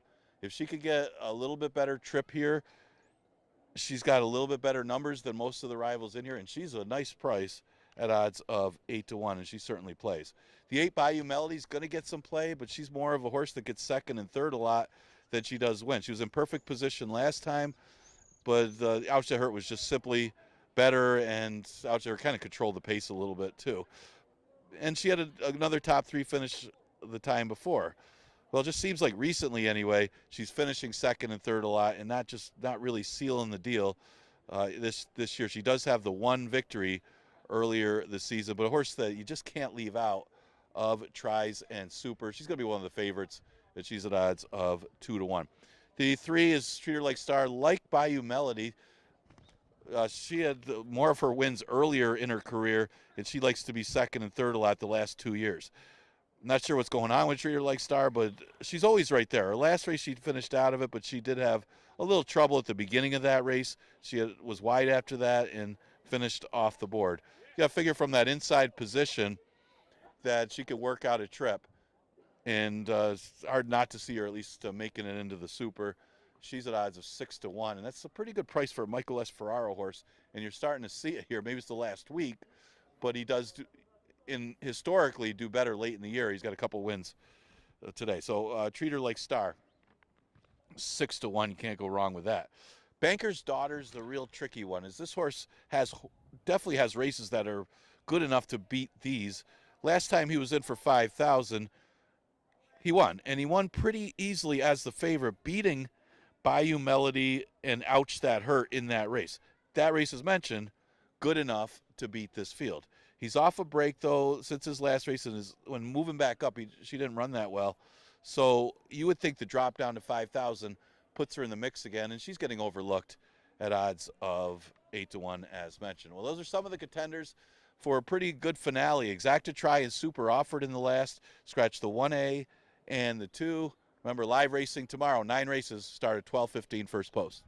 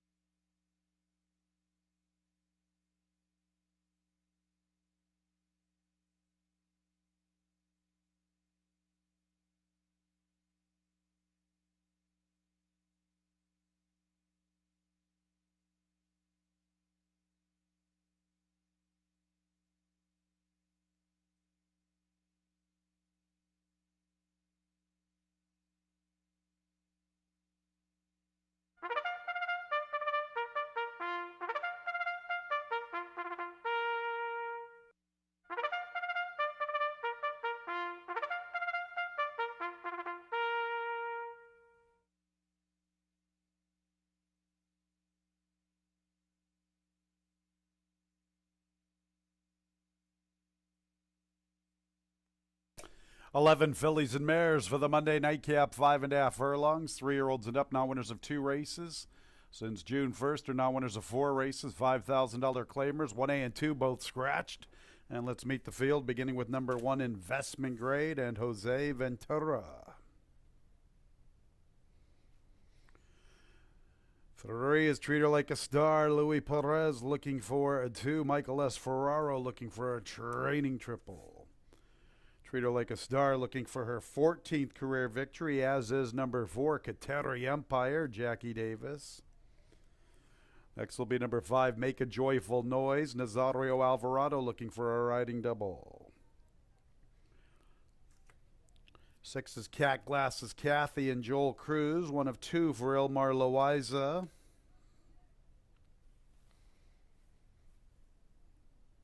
7 is Let's Maga, Michael Davila Jr. 8 is Bayou Melody, Kevin Navarro looking for 2, John Buckley looking for 3. She's the current favorite at 3-1. Here's the other Loaiza trainee, the 9, La Lima. She's looking for 2 consecutive trips to the winner's circle. Her jockey is Andre Worry. 10 is Banker's Daughter, Christian Navarro. 11 is Throwing Stones looking for 2 in a row. Paul Barrow and Jeremias Flores looking for doubles. And completing the post parade is the 12, Lady Mistress. She's also looking for 2 in a row. Her jockey is Rafael Rohina Jr. Couple of minutes until the nightcap. Throwing Stones is very speedy. She's very dangerous. Her best race makes her one of the players, no question about it. The question is, who will run with her early? Perhaps Investment Grade can really try to soften up Throwing Stones. If so, how about the 8, Bayou Melody, our current favorite at 3-1. Looking for her to get a nice tracking trip. She ran well in defeat to Banker's Daughter 3 races ago. I thought she ran well. Doing some dirty work, doing some heavy lifting, trying to battle up front before having to deal with, ouch, that hurt. I like this one with a target to chase. The presence of Throwing Stones definitely ensures that. Bayou Melody's not as fast as Throwing Stones, in my opinion, although some of their interior fractions are somewhat comparable. I'd like for Bayou Melody, who gets an outside post this afternoon. That's the key why I've landed on her. 2 races ago, she drew the rail. Recently, 3 in a field of 10. Now she gets a nice outside post, 8 out of 11. Actually, it would be probably post 7. But still, it's forwardly, or it's outwardly positioned, and she should get that stalking trip. I'm hoping that's the case, and she comes with her run. 11, Throwing Stones, is always dangerous. She's going to pop the starting gate, and she's going to take them as far as she can. She looked good winning on the 8th of November, her first victory in 2023. She comes back relatively quick, but that's what's going to happen here on closing week. Last call to get some money for a lot of the Finger Lakes runners who go to the shelf for the winter. Throwing Stones, very dangerous. Paul Barrow and Roddy Valente. 5, Make a Joyful Noise, returned to the races on the 7th of November. That was her first start since late July. She ran well. She was behind my top pick. She showed a little promise through the lane. I've always thought she's had a lot of ability. She's just on the brink of $100,000 in her career. She makes sense to me. Make a Joyful Noise at 9-2. And then the 3, Treat Her Like a Star, looking for her 14th career victory. What a career for her. Getting closer and closer to $300,000 in earnings. Recently, not her best effort, but if you put the pen through that running line and look at her previous 2 before that, pretty competitive, and we know her best race makes her good enough to compete with this group. 8, 11, 5, 3, one more time for the Monday card. We'll do it all over again tomorrow. Final couple of days here at Finger Lakes Gaming and Racetrack for the 2023 season. The good thing about tomorrow is we have a nice little Pick 6 carryover, a little more than $3,900, and our Pick 6, as always, starts in race 3.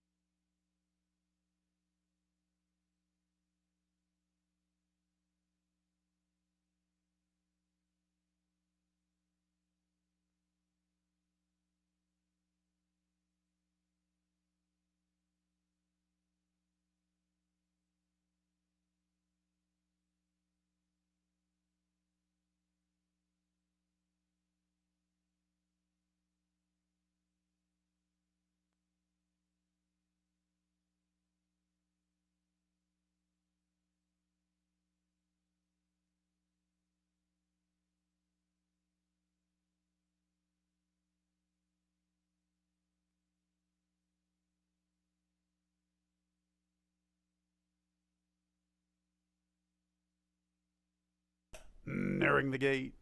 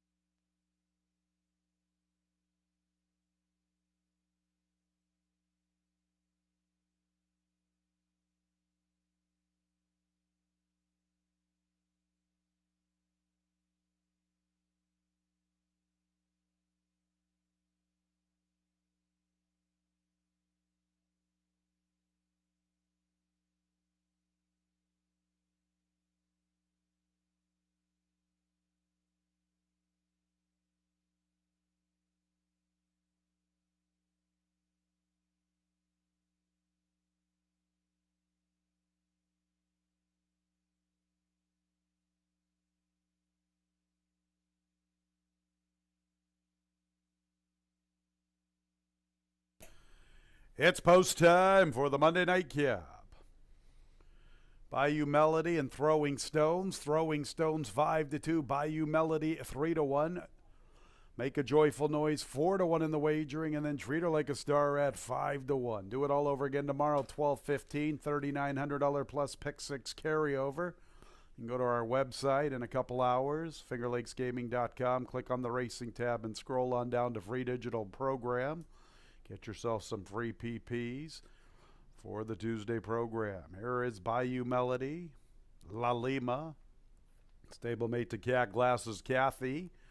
One of two for Il Marlowiza. Here comes Banker's Daughter. Next will be Throwing Stones, and then Big Long Shot Lady Mistress.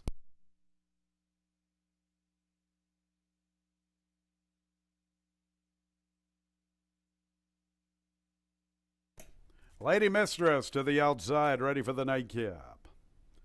And there they go. Quick start, Throwing Stones. Here's Investment Grade, also showing good speed. In third race is Let's Maga with Bayou Melody getting that stalking trip. Treat Her Like a Star inside of Kateri Empire. La Lima runs with them. Then Make a Joyful Noise, 6 lengths off the lead in the 3-path. Banker's Daughter's 5 wide. Lady Mistress is 6 deep. And the early trailer is Kateri Empire, and there's pace on up front, Throwing Stones. Here's Bayou Melody getting that trip, and she's closing in nicely. Bayou Melody up to tackle, Throwing Stones. Bayou Melody and Throwing Stones. Investment Grade is third. Let's Maga has the 4th spot. Make a Joyful Noise continues with her run, 6 to find. Treat Her Like a Star with an inside trip in the 2-path. Banker's Daughter stuck out there in no man's land. Kateri Empire's trying to quick it in. She covers Cat Glasses Kathy. Still got to get to Throwing Stones. Throwing Stones is full of herself this afternoon, running a big one. Bayou Melody's going to test her all the way to the wire. Throwing Stones and Bayou Melody. Throwing Stones.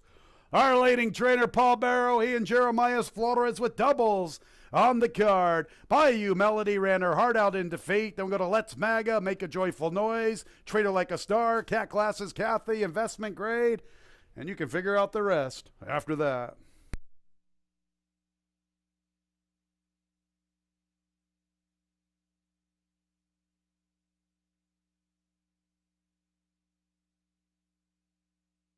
What a big-time effort from Throwing Stones. She just went for it this afternoon. Investment Grade tried to soften her up. Bayou Melody made a big run at her heading into the turn. Throwing Stones. How about Bayou Melody, who's relentless, continues to run after her. Throwing Stones up to the task today. 1 minute 5 and 77/100ths. Heck of an effort from the 8. Bayou Melody in defeat. Photo for the balance. Make sure to hold all tickets.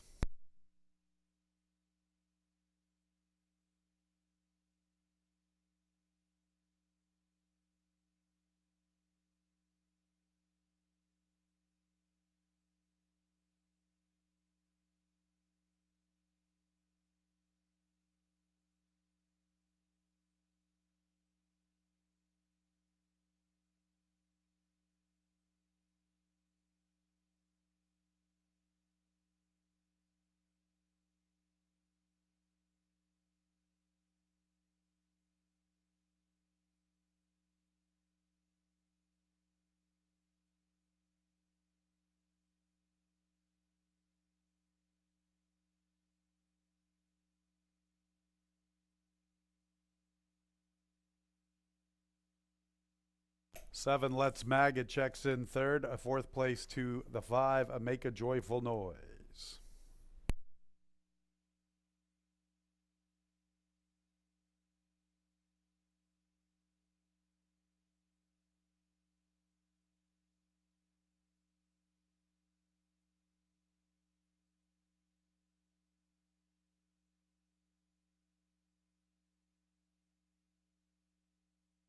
Throwing Stones, 2 in a row, 7th overall. 5-year-old chestnut mare by Bustin' Stones out of the dam Pincelada.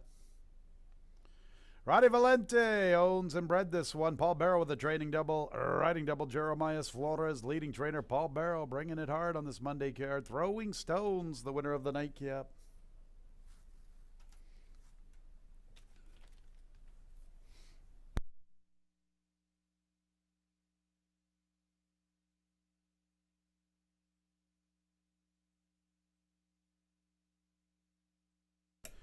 And the nightcap is official, 11,875.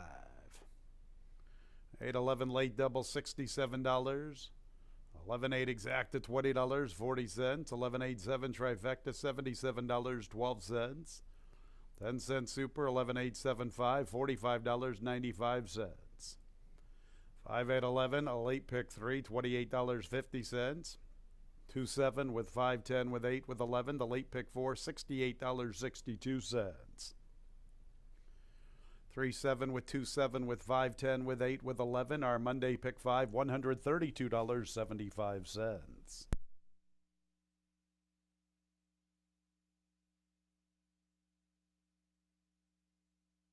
That's it for the Monday program. Couple days to go this week. Couple days in the 2023 season here at Finger Lakes Gaming and Racetrack. Pick 6 carryover tomorrow. Better than $3,900. First post 12:15. Sure hope you had a great Monday when leaving the track. Please drive very carefully. This has been Racing from Finger Lakes. Good night, everyone.